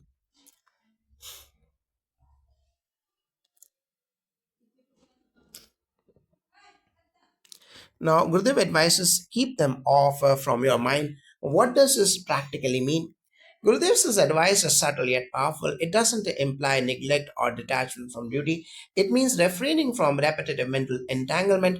Often we replay conversations, analyze behaviors, and carry grudges internally, draining energy and clouding judgment. By keeping others off the mind, we stop feeding unnecessary suffering. In practice, this means fulfilling responsibilities mindfully, but not obsessing over outcomes or reactions. Meditation and mindfulness strengthen the skill, allowing the mind to be spacious and free. Vedic texts call this manashuddhi, or purity and control of the mind. For example, a colleague may be harsh, we handle the situation with clarity, but we don't let their negativity occupy our mental space after the interaction. This fosters mental freedom, resilience, and a sense of invincibility in the spirit, aligning perfectly with Gurudev's teaching. The spirit is untouched by others' actions. Now, how does the affirmation "I am free, no one can hurt my spirit" transform one's inner state? This affirmation is a powerful tool of self empowerment. Most suffering arises from believing external circumstances can harm us. Gurudev flips this at the true self, the spirit, is eternal or untouchable, like a flame that cannot be cut or extinguished. Psychologically, repeating this affirmation strengthens confidence and emotional stability. Spiritually, it reminds us of our divine essence, the eternal observer beyond events. Even when life tests us with criticism, anger, or loss, the spirit remains intact. Practically, it means we still act in the world with compassion and responsibility, but we no longer internalize the negativity directed at us. Over time, this fosters fearlessness, equanimity, and liberation from the mental dramas that otherwise dominate life. Gurudev uses the analogy of a flame. Why is this so impactful? Jagadav, the flame represents the Atman, the eternal consciousness within. Just as you cannot cut, dampen, or destroy a flame with ordinary tools, the spirit is invincible. This simple metaphor conveys a profound spiritual truth. No external situation, anger, insult, or misfortune can harm our core. Practically, this encourages fearlessness, emotional resilience, and detachment from transient events. Spiritually, it strengthens the understanding that while body and mind are temporary, the consciousness witnessing everything remains untouched. Gurudev uses this imagery to make an abstract concept tangible, empowering individuals to cultivate inner strength while navigating the complexities of life. How does one practice witnessing someone else's anger, as Gurudev suggests? Witnessing anger is a conscious practice of detachment and observation. When someone behaves angrily, instead of reacting, we observe it as a phenomenon separate from ourselves. Gurudev's guidance is simple: say internally, this is happening, but it is not me. This allows us to respond wisely rather than impulsively. In daily life, one can focus on the breath, maintain a calm posture, and remind oneself of the invincible nature of the spirit. Over time, this transforms our reactions into conflicts, reduces stress, and strengthens inner peace. The practice also aligns with Sakshi Bhava, being a witness, helping us maintain clarity and balance in personal and professional relationships. What if responsibilities make detachment difficult?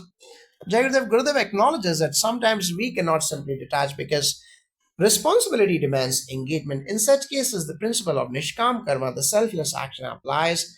We perform duties fully but maintain inner freedom, not letting outcomes or others' behavior disturb our spirit. For example, if a colleague's error could impact a project, we intervene mindfully but remain centered. Detachment does not mean inaction, it means acting with clarity and integrity while preserving the invincible core of consciousness.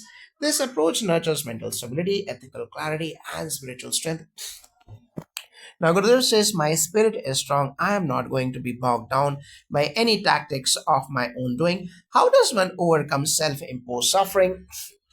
Jai Gurudev. Often our suffering comes from overthinking, worry, guilt, or attachment. Gurudev encourages awareness and self affirmation to overcome these patterns by reminding oneself of the spirit's strength. We stop feeding negative mental loops. Meditation, breath work, and mindfulness practices clear accumulated emotional impressions or samskaras, making it easier to remain in the witness state. Gradually, the mind learns not to cling and self imposed suffering diminishes. The practice reinforces the understanding that while events occur externally, the inner flame remains untouchable. So, what is the deeper meaning of hurt me as much as you want just time? This statement is a practice of surrender and fearless equanimity. Gurudev invites us to acknowledge that pain and harm are temporary phenomena affecting body and mind, but never the spirit. By surrendering to time, we accept that challenges will pass and the core of consciousness remains intact. This cultivates a courage, fearlessness, abhaya, and detachment from emotional turmoil. It also strengthens resilience, allowing us to act decisively without internalizing suffering. Spiritually, it's a direct reminder of the invincible nature of the self. Now, how does meditation help in embodying this fearlessness? Jayagurudev, meditation trains the mind to witness without attachment through practices like Sudarshan Kriya or Sahat Samadhi meditation. Emotional blockages are released and mental clarity improves. Repeated practice reinforces the understanding that thoughts and emotions are passing phenomena. With time, one experiences direct awareness of the untouchable spirit. Meditation is the laboratory where the flame of consciousness is tested and strengthened. It is through this consistent practice that the teachings of Gurudev become experiential rather than intellectual. Now, Gurudev mentions that everything is in fast track. How does this awareness change our perception? Recognizing the fast moving nature of life helps cultivate detachment. When we identify with each scene, we experience stress and anxiety. But when we witness the unfolding events as transient, we participate consciously without overreaction. In Vedic psychology, this is akin to being sthit pragya, stable and centered. The awareness that all is temporary brings inner peace, allowing us to enjoy moments fully without attachments or fear. Life becomes a conscious dance rather than a frantic struggle. Now, how does one cultivate witnessing in daily interactions? Begin by observing emotions as they arise, labeling them, and taking a conscious breath before reacting. Over time, witnessing expands to interactions, family, colleagues, or strangers. Instead of reacting impulsively, you observe patterns, pause, and respond from awareness. Practicing gratitude, breath awareness, and meditation strengthens the skill.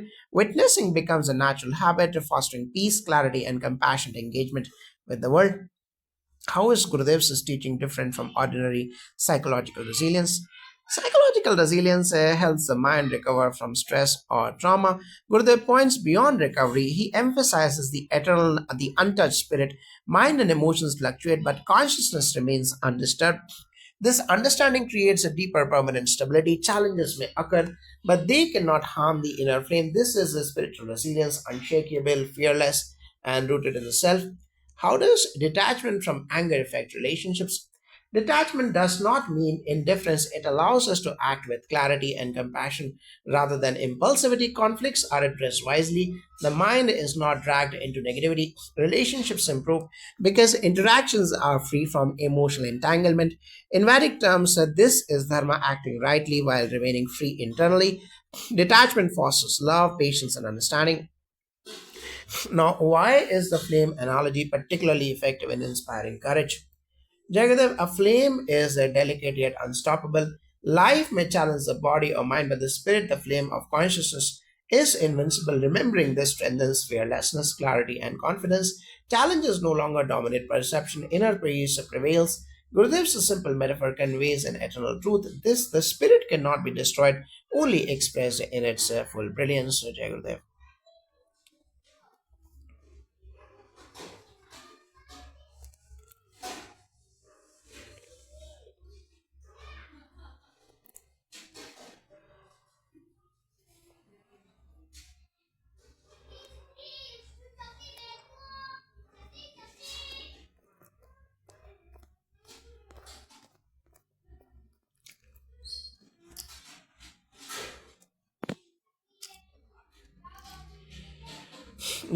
So Gurudev emphasized the moment you take the step that no one can hurt me, nobody can make me miserable.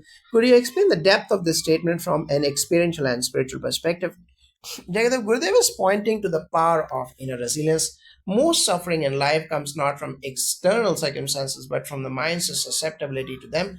When we consciously decide, I cannot be made miserable, we are not denying reality or shutting ourselves off emotionally. Instead, we are establishing a centered state where external actions or words do not disturb our internal equilibrium. This is a profound yogic principle emphasized in ancient texts as Siddha Pragya, the state of steadfast wisdom. Once you develop the inner strength, even if someone physically hurts or verbally attacks you, your subtle body remains unaffected. The act of not reacting is in itself a transformative meditation. Now, from a Vedic Dharma perspective, this aligns with the idea of karma phala. You are not bound by the actions of others. If you remain centered and detached, Gurudev's guidance is akin to creating a protective karmic space where negativity from others either bounces back or fulfills their own karma. By practicing this, one avoids creating new harmful reactions and maintains the balance of the subtle energies of the body, keeping the mind, prana, and emotions robust and strong. Now, Gurudev also said, why would anybody do anything to you if you have not done those things to them at some place? How do we understand this in modern life when it feels like injustices occur randomly? Jagadev, this statement requires us to look beyond immediate circumstances into the larger framework of karma. Karma is not punishment or reward in the simplistic sense, but an energetic principle of cause and effect. Even if events seem random, they are outcomes of past actions, sometimes from this life, sometimes from several patterns carried from earlier experiences. Gurudev is highlighting that when we are mindful of our own actions and consciously avoid causing harm, we naturally reduce the instances where suffering is returned to us.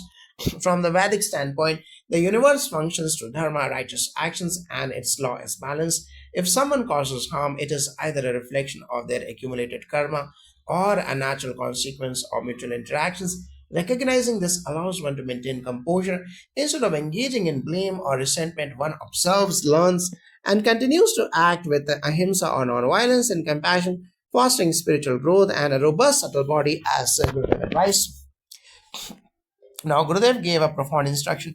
You simply have to be centered. What practices help an individual maintain the centered state amidst daily life challenges? The centering is about cultivating inner stability through conscious awareness. Meditation is the primary tool. Techniques such as Sudarshan Kriya, Pranayama, and guided meditation help regulate the nervous system and clear emotional blockages. In addition, mindfulness practices, being aware of your reactions in daily life, allow one to pause before responding. Even a few moments of conscious breathing during stressful interactions can prevent the mind from reacting automatically. Gurudev also emphasized the subtle practice of emotional alchemy, seeing either compassion or love behind someone's anger. This shifts the mind from resentment to understanding, which fortifies the subtle body. Now, in Vedic practices, centeredness is reinforced through mantra repetition and reflective observation of one's own dharmic duties. Chanting mantras such as Om Namah Shivaya or specific Vedic hymns aligns the individual's energy with universal vibrations, making one less susceptible to external disturbances. When a person consciously cultivates these practices, they not only remain unaffected by others' negativity, but also radiate positivity, reducing the likelihood of external conflict in the first place. Gurudev's guidance here is a practical, universal, and profoundly rooted in ancient wisdom. Now, Gurudev mentioned either they are getting it back to what was due to you or they are building their own new karma. How does this perspective help in handling anger or hurt from others? This is a subtle yet powerful principle. When we feel wronged, our instinct is to react with anger, resentment, or even revenge. Gurudev guides us to step back and recognize a larger karmic framework. Either the person's action fulfills a balance due to past actions or it generates new karma for them, which they will experience in due course. By understanding this, we release the emotional burden of being hurt. We no longer take others' negativity personally. It's a form of spiritual intelligence, seeing life as a network of cause and effect rather than isolated personal attacks. This understanding preserves the subtle body, the inner energy system, which otherwise gets depleted through resentment. Now, from a Vedic standpoint, every action is an opportunity for dharmic alignment. If someone harms you, your response can either add to the cycle of karma or break it. By staying centered and compassionate, acknowledging either thank you for clearing our debts or I am compassionate for you, we maintain spiritual integrity. This approach is not passive, it is proactive spiritual management, keeping one robust, peaceful, and in harmony with universal law. The subtle body, which governs mental clarity and emotional resilience, strengthens when one consciously chooses detachment and compassion over reaction. Now, Gurudev said, You see love behind those rays of anger. Could you elaborate on this principle and its psychological significance? This is one of the most transformative insights Gurudev gives. Often, anger is a mask for love or concern. For example, a parent is scolding a child is not acting out of malice, but out of care, fear, or attachment. Recognizing the love behind the apparent anger changes our perception from victimhood to empathy psychologically. This reduces reactive aggression and resentment. It shifts the brain from fear and stress responses to understanding and calmness. It's a form of emotional intelligence that allows the mind to transcend superficial reactions and see the deeper intentions behind behaviors. This also nurtures forgiveness, which is essential for inner peace and spiritual growth.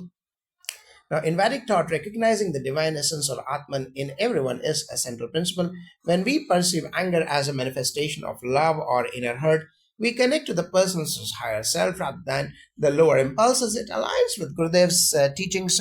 We can only give what we have. So, if someone's actions come from hurt, it reflects their inner condition. By seeing the love or pain behind it, we cultivate compassion and avoid being caught in the cycle of negative karma.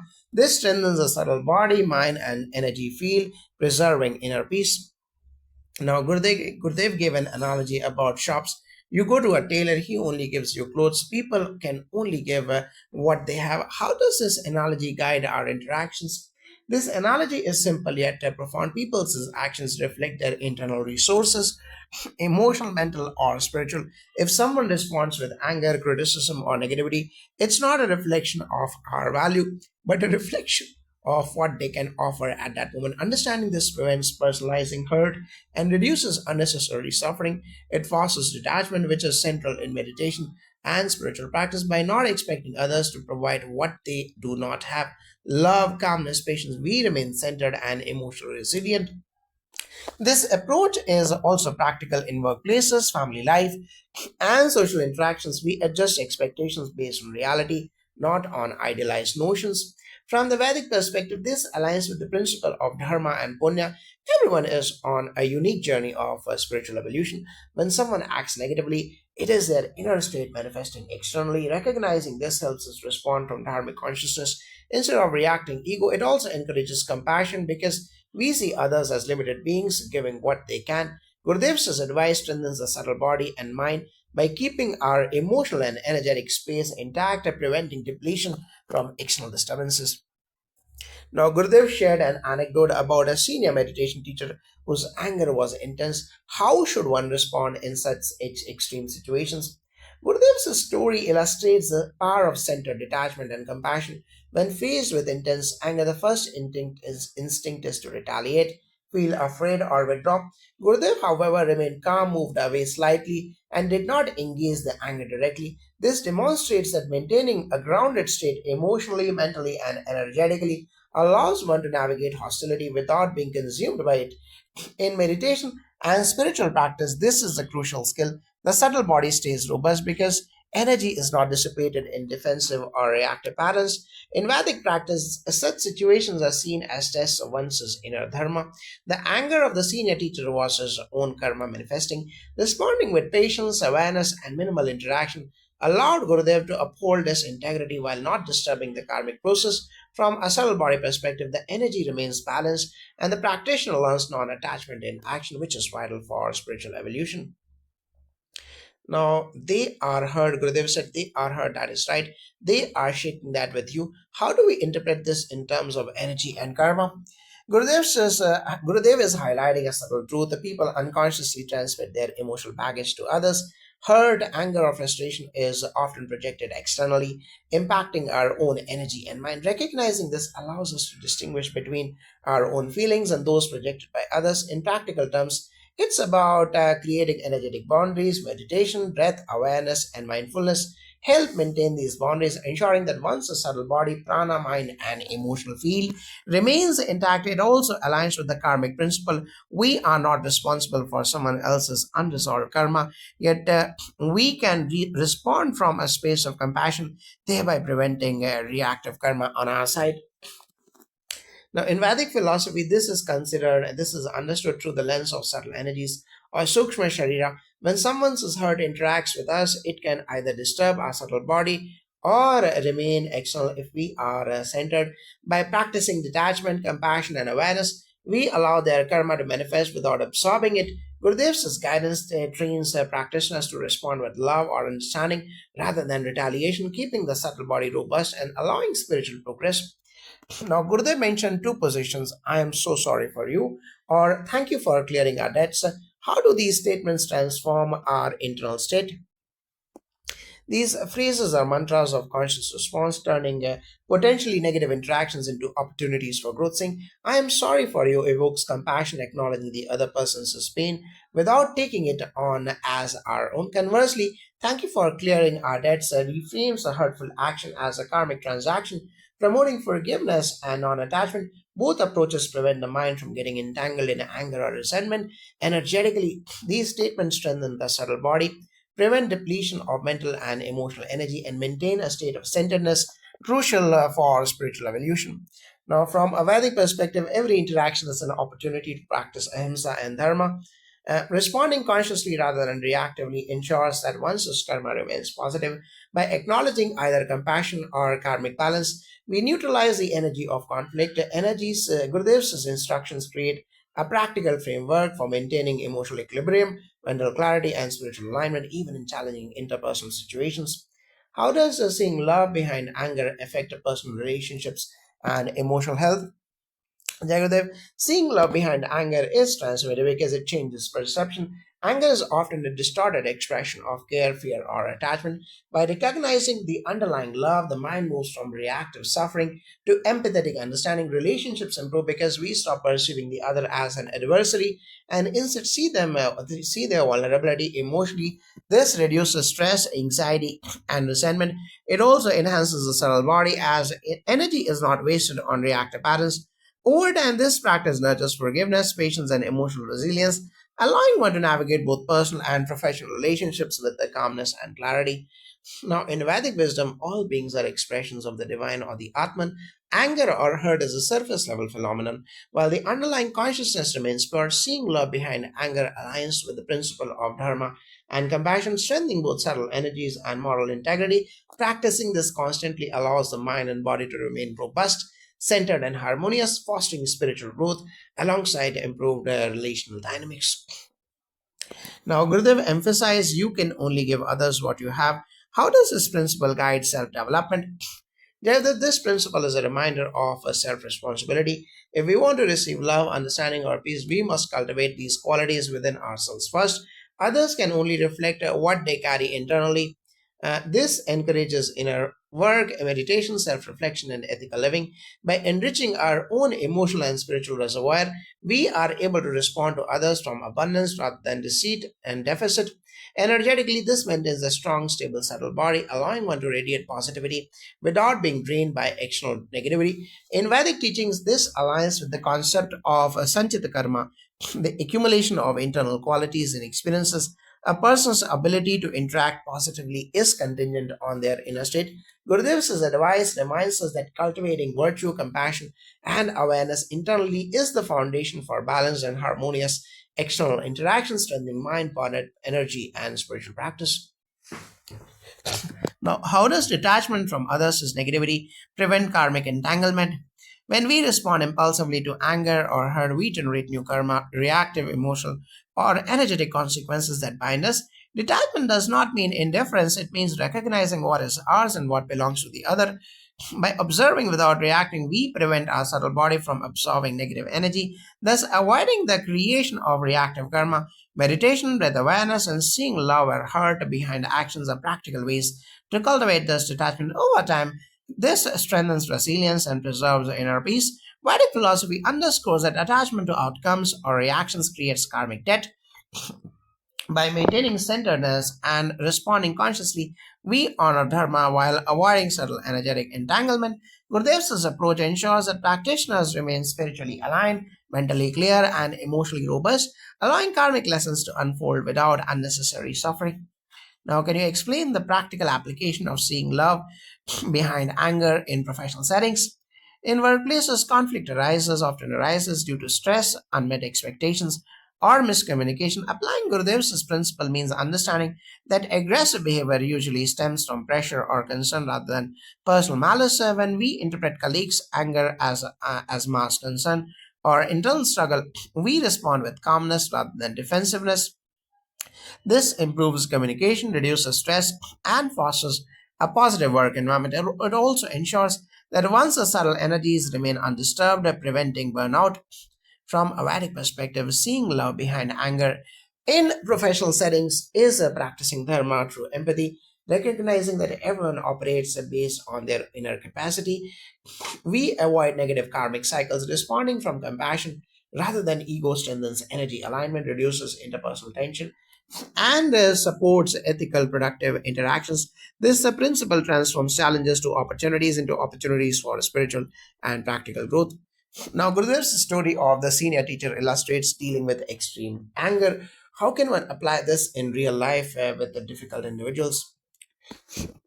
Gurudev's approach was non reactive, compassionate, and aware in real life when encountering extreme anger, whether at work, home, or in public. This means maintaining emotional distance, observing without judgment, and protecting your own energy. Small gestures like mindful breathing or pausing before responding prevent escalation. Over time, this builds the ability to navigate volatile situations while maintaining inner calm, subtle body balance, and mental clarity. Vedic traditions emphasize non attachment in action or nishkam karma.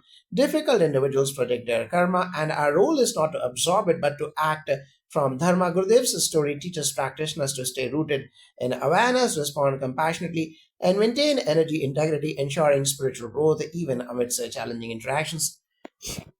Now, how do these teachings on anger, hurt, and compassion relate to strengthening the subtle body?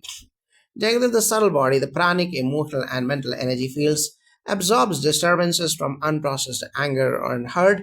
By seeing love behind anger, responding with compassion, and practicing detachment, one prevents energy leakage, preventing the subtle and keeping the subtle body robust. Meditating, breathing techniques, and conscious reflection reinforce these boundaries, enhancing resilience, clarity, and peace. Gurudev's guidance is practical, energy is preserved, emotional reactions are minimized, and the mind remains steady, allowing spiritual and material life to function harmoniously. Vedic texts emphasize that subtle energies must remain unpolluted to maintain health, clarity, and dharmic balance. Compassion, non reactivity, and understanding others' limitations are tools to protect subtle energies, ensuring alignment with universal laws. Gurudev's instructions integrate modern psychology and ancient wisdom, making them highly effective for spiritual, emotional, and physical well being. Now, Gurudev says, see, you can only give others what you have. How does this principle guide both personal and spiritual growth? Jagadish, this principle emphasizes the importance of self cultivation. If you harbor anger, frustration, or hurt internally, that is what you inadvertently project onto others. Spiritual growth begins with the purifying your mind and emotions through meditation, reflection, and breath based practices. When one develops patience, compassion, and love internally, these qualities naturally flow outward. Gurudev's teaching is a practical. Don't expect external sources to give you what you haven't developed within. By focusing on internal transformation, your interactions become a reflection of your own spiritual maturity. Energetically, this preserves subtle body strength, ensuring that we respond from abundance rather than deficiency. Vedic teachings highlight that human interactions are karmically interconnected.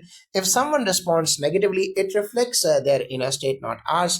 By cultivating positive internal qualities like compassion, patience, and equanimity, we ensure that our subtle energies remain undisturbed, reinforcing dharmic alignment and spiritual progress. This principle teaches us responsibility for our energy, actions, and responses. Now, Gurudev discussed observing love behind anger. How can this practice help in healing old emotional wounds? Observing love behind anger allows one to reframe a past hurts. Often, emotional wounds linger because we interpret actions as intentional harm, seeing that anger may have originated from care, fear, or limitations of the other person dissolves resentment. This reframing neutralizes negative emotional charge, preventing it from becoming chronic stress or anxiety. Meditation and mindfulness reinforces insight by allowing us to observe memories without attachment, promoting emotional healing and resilience. In Vedic practice, forgiveness and compassion are tools to clear accumulated karma. Recognizing the love behind perceived harm aligns the mind with universal dharma. This not only heals the emotional wounds but also strengthens the subtle body, ensuring that our energy system is robust and balanced for future generations and challenges. Now, Gurudev said, if your dad is angry at you, it's because your dad loves you a lot. How can we apply this in family dynamics? Gurudev, many familial conflicts arise from misunderstanding, intentions. Recognizing that anger often masks concern or attachment allows children and parents to respond with empathy instead of retaliation. For example, instead of reacting defensively, one can consciously observe the parents' emotion as rooted in love. This approach reduces emotional stress, fosters understanding, and transforms the relationships. Subtle energy remains strong because the mind does not absorb unnecessary negativity. Vedic wisdom teaches that relationships are opportunities for karma and spiritual growth. When we see love behind anger, we cultivate patience and dharmic conduct. This strengthens subtle energies, promotes harmony in family life, and ensures spiritual integrity even in emotionally charged situations. Now, Gurudev encourages seeing hurt in others. How does this practice cultivate compassion? Recognizing that others act from their pain allows one to respond with empathy rather than judgment. Compassion is essentially the ability to mirror and alleviate another's suffering without absorbing it. By acknowledging their hurt, we can maintain a centered stance while offering understanding. Meditation and mindful reflection reinforce this awareness, cultivating a stable, resilient, subtle body that does not get destabilized by external negativity. In Vedic philosophy, all beings are connected to subtle energies. Seeing hurt in others allows us to act from dharma, reduce karmic entanglements, and channel positive energy into relationships. This practice strengthens mental clarity, emotional balance, and spiritual alignment. Now, Gurudev advised two responses, compassion or gratitude. Can you explain why these are the only two positions recommended? Compassion and gratitude are conscious, intentional responses that prevent karmic entanglement. Reacting with anger or resentment generates new negative energy and weakens the subtle body. Compassion acknowledges the other's pain without taking it on, while gratitude reframes harm as a karmic clearing process. Both positions maintain mental clarity, emotional stability, and energy integrity.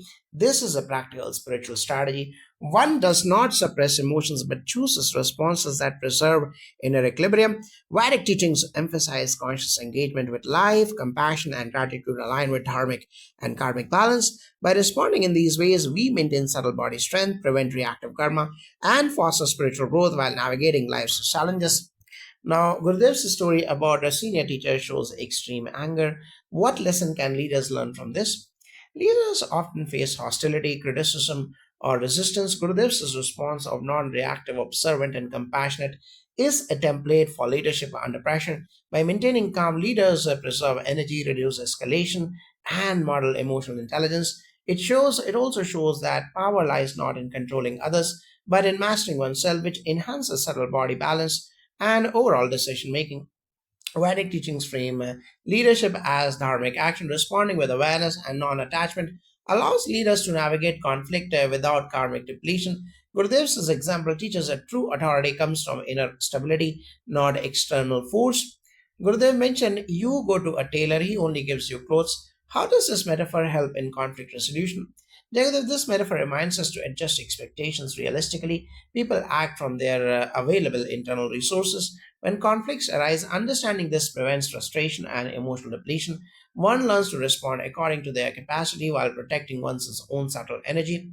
It cultivates patience, tolerance, and emotional intelligence, key skills in conflict resolution. Vedic philosophy teaches discernment and dharmic action. Recognizing others' limitations ensures we interact skillfully, preserving energy and subtle body integrity. This approach reduces karmic complications and promotes harmonious relationships. How does seeing hurt in others prevent reactive karma? Reactive karma arises from emotional responses like anger or resentment. Observing that someone's negativity comes from their hurt allows us to respond consciously rather than impulsively. Meditation, mindfulness, and subtle energy awareness reinforce this capacity, ensuring that energy is preserved and the mind remains centered. In Vedic tradition, recognizing the cause of someone's actions is their own karma prevents absorption of negative energy. Responding from compassion or understanding allows us to remain aligned with dharma, preserving subtle body integrity and spiritual growth. Now, Gurudev advises looking back into the other person's heart. How does this deepen interpersonal understanding? Looking into the other person's heart means perceiving their motives, limitations, and vulnerabilities. This practice transforms judgment into empathy. By seeing their love or hurt, we respond from understanding rather than reaction. Subtle energy remains robust because emotional reactions are minimized, creating harmonious and spiritually grounded interactions. Vedic philosophy emphasizes a soul level perception. Seeing the others as inner state fosters compassion, strengthens karmic balance, and preserves subtle body energy. Gurudev's advice bridges spiritual insight and practical human understanding. Now, how does the subtle body benefit when we consistently practice compassion and gratitude? The consistent practice of compassion and gratitude fortifies the subtle body, keeping prana and mental emotional energies balanced. These practices prevent energy leakage caused by resentment or reactive emotions. The mind becomes calm, decisions become clearer, and spiritual practices deepen. Over time, one experiences resilience, emotional stability, and harmonious relationships, reflecting the integration of inner wisdom into daily life. Now, in Vedic understanding, the subtle body is the vehicle for consciousness and dharmic action. Compassion and gratitude strengthen energy channels, maintain equilibrium, and align personal action with universal law. Gurudev's teachings provide practical methods to sustain the subtle body while navigating life's challenges. Jai Gurudev.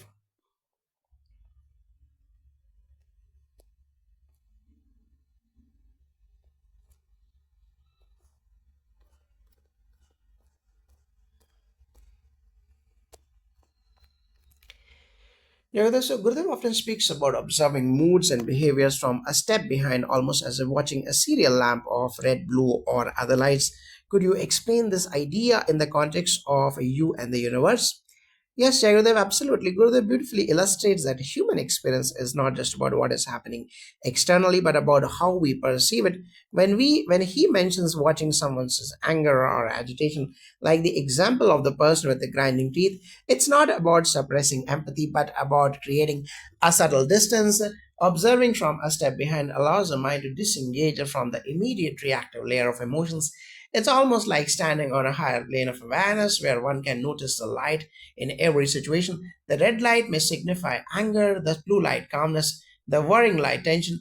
This is analogous to Jyotish, which Gurudev explains not merely as astrology, but as a study of light, understanding the energy and karma behind each expression. From this perspective, each person, each event is an expression of a deeper universal power. By training ourselves to observe without being swallowed by the waves of emotion, we gain access to a dimension where our own energy remains untouched and our clarity expands. It's the beginning of moving from reaction to awareness. From a Vedic viewpoint, this aligns with the principles of understanding karma and prana. Every action, every thought emits a vibration, light, sound, heat, manifestations of energy. Observing without interference is like perceiving the flow of prana without disturbing it.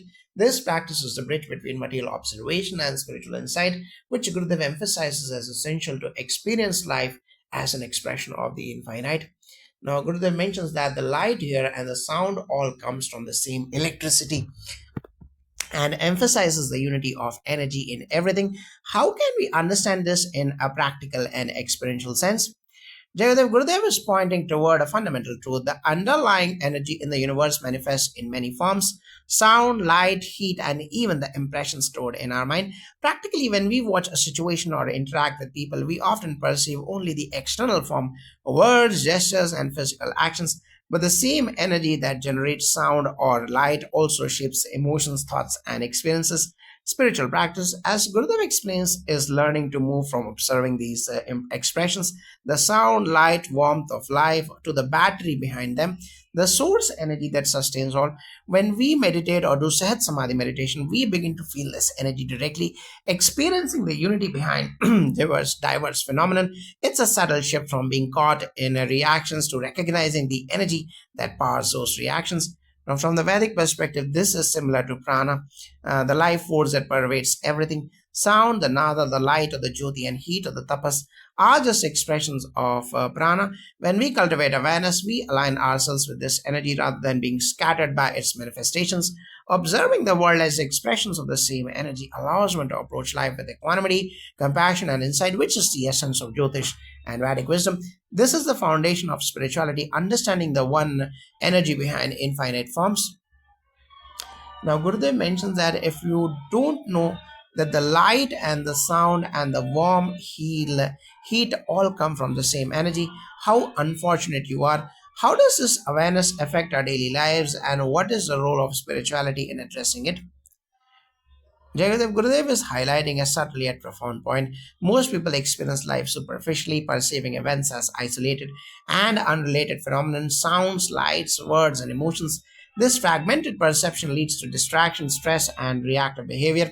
When we fail to recognize the underlying energy connecting all these manifestations, we become prisoners of circumstances, reacting rather than responding spiritually, as Gurudev explains, is the art of moving beyond this fragmented perception to directly experience the source energy, or what he calls a battery. Meditation, breath based practices like Sudarshan Kriya, and mindful observation allow one to transcend the chaos of individual expressions and impressions and experience the unified field behind them. In essence, spirituality trains the mind to rise above surface level reactions, fostering clarity, stability, and a deeper sense of connectedness with the life itself. Now, in Vedic understanding, every thought, sound, and light is a prana, the universal energy. An awareness of this leads to attachment, aversion, and karmic consequences. Observing life as expressions of the same energy allows one to act without being entangled in dualities. Practices like Jyotish, mantra, and Homa are designed to help humans align with this energy consciously. The spirituality is not abstract, it is a method to understand the universal energy in everyday life and cultivate harmony, balance, and insight. Now, Gurudev speaks about observing others' moods from a step behind, comparing it to watching a serial lamp of different lights. How does this help in personal growth? Observing from a step behind allows detachment without disengagement. When we watch anger, joy, or worry in others, we gain insight into their energy rather than getting caught in emotional turbulence. Gurudev likens it to a serial lamp where each light represents an emotional or mental state. By maintaining this conscious distance, we develop clarity, patience, and equanimity. It trains the mind to perceive without judgment and respond wisely rather than react impulsively. Over time, this awareness fosters emotional intelligence, strengthens relationships, and deepens inner peace. Vedic teachings emphasize understanding the energies behind actions, karma, and prana. Observing moods and behaviors is akin to reading the vibrations of energy. This practice nurtures discernment, which is essential for spiritual evolution. By witnessing the energies without interference, one learns the natural rhythm of life and cultivates harmony within and around oneself. Now, Gurudev equates Jyotish with understanding light. Could you elaborate on this concept? Jagadev, Jyotish literally means study of light. Gurudev explains that light represents energy, consciousness, and expression. Understanding light is understanding karma, patterns, and how energies manifest in life. Just as physical light illuminates space, Jyotish illuminates the mind, revealing how actions and intentions shape reality. By perceiving life as expressions of energy, one gains clarity and foresight in decision making, relationships, and self development. In Vedic context, Jyotish is more than astrology. It's the study of cosmic energies and their expression in individual lives. Every planetary position, every vibration is light expressing itself. Recognizing these patterns helps one align actions with dharma and universal energy, promoting harmony and spiritual growth. Now, Gurudev talks about energy storing impressions in sound and light. How does this relate to human memory and experiences? Every experience, sound, or visual impression creates an energy imprint in the mind. Just like recording sound or a photo, our consciousness stores events as vibrations. These imprints influence our responses, emotions, and patterns of thought. Spiritual practices help us understand, clear, and harmonize these impressions, reducing reactive behavior and enhancing inner freedom. Vedic science identifies these imprints as samskaras, subtle energy patterns. Observing and refining these through meditation, mantra, and dhyana helps cleanse the mind, aligning it with universal energy. This is how spiritual practice transforms perception and experience. Now, how does moving from observing sound and light to the battery define spirituality? Gurudev emphasizes that spirituality is moving from phenomenon to the source, beyond sound, sights, and impressions to the energy that sustains them. This shift cultivates inner awareness and detachment, allowing one to navigate life with balance, joy, and clarity. Meditation and breathwork facilitates direct experience of this energy. In Vedic terms, it is a shift from the manifested vyakta to the unmanifest or avyakta. Recognizing the one energy behind multiplicity is liberation. Practices like dhyana, homa, and mantra help humans access this foundational energy. Now, Gurudev uses the example of water in observing anger. What is the teaching behind teaching here? The water represents presence, calmness, and witness consciousness despite witnessing anger or agitation. Maintaining calm without reacting reflects mastery over one's own energy. This allows one to see the underlying patterns of behavior and energy without being affected, which is a cornerstone of spiritual growth. Vedic wisdom teaches observing without attachment or sakshi bhava. Water symbolizes clarity and purity. By maintaining this witness consciousness, one aligns with universal energy and transcends the disturbances caused by external events. Now, Gurudev says, what type of power you hold on to that goes with you? Could you explain? Every emotion, thought, and action carries energy. If we hold on to anger, fear, or jealousy, that energy shapes our experience and future reactions. Positive emotions, clarity, and mindfulness create constructive energy that supports spiritual evolution. The power we retain influences karma and consciousness, shaping our journey toward freedom. Vedic texts affirm that prana and karmic energy are conserved. Holding virtuous, constructive energy strengthens one's alignment with dharma, while negative energies create bondage. conscious management of energy is essential for spiritual and worldly success. Now, Gurudev explains that electricity manifests as sound, light, and heat. How does this scientific analogy help in spiritual understanding? Gurudev uses electricity as a metaphor for the unity of energy. Just as electricity produces multiple forms, the same universal energy manifests in our thoughts, emotions, and experiences. Recognizing this helps us one see beyond surface differences and connect with the source energy. Meditation, mindfulness, and breathwork make this unity experiential rather than conceptual. Vedic philosophy aligns with this view. The underlying prana manifests diversely but is one in a sense. Understanding this unity fosters detachment, compassion, and insight. Science and spirituality converge in recognizing energy as the basis of all existence. Now, Gurudev emphasizes fascination with observing energy and behaviors. How can fascination itself become a spiritual tool?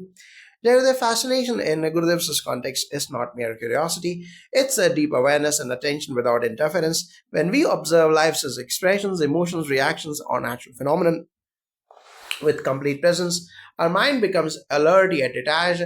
Fascination trains the mind to remain focused on the subtleties of energy, noticing patterns and layers without judgment. This is the essence of mindfulness and meditation. It enhances perception, sensitivity, and intuition, allowing us to experience life as a dynamic expression of consciousness rather than a series of chaotic events. Over time, fascination cultivates an inner observer, the Sakshi, which is central to spiritual awakening. Now, in Vedic philosophy, such attentive observation aligns with the practice of dhyana and Sakshi Bhava.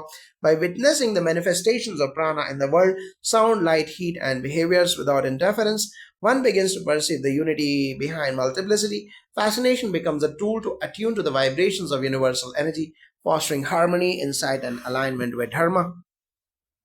Now, Gurudev talks about moving to another dimension by observing without judgment. What does this dimension signify? The other dimension refers to a shift in consciousness by observing without getting entangled. One steps beyond the mental clutter of likes, dislikes, and judgments. This dimension is a field of pure awareness where emotions and events are seen as energy patterns rather than threats or pleasures. It is here that one experiences clarity, equanimity, and freedom. Practically, this allows decision making from insight rather than reaction, fostering emotional resilience and spiritual growth. Now, from a Vedic viewpoint, this is the state of Sakshi consciousness, witnessing life as a play of prana and karma. By moving beyond the surface reactions, one aligns with universal order, experiencing balance, clarity, and harmony with the cosmic energies.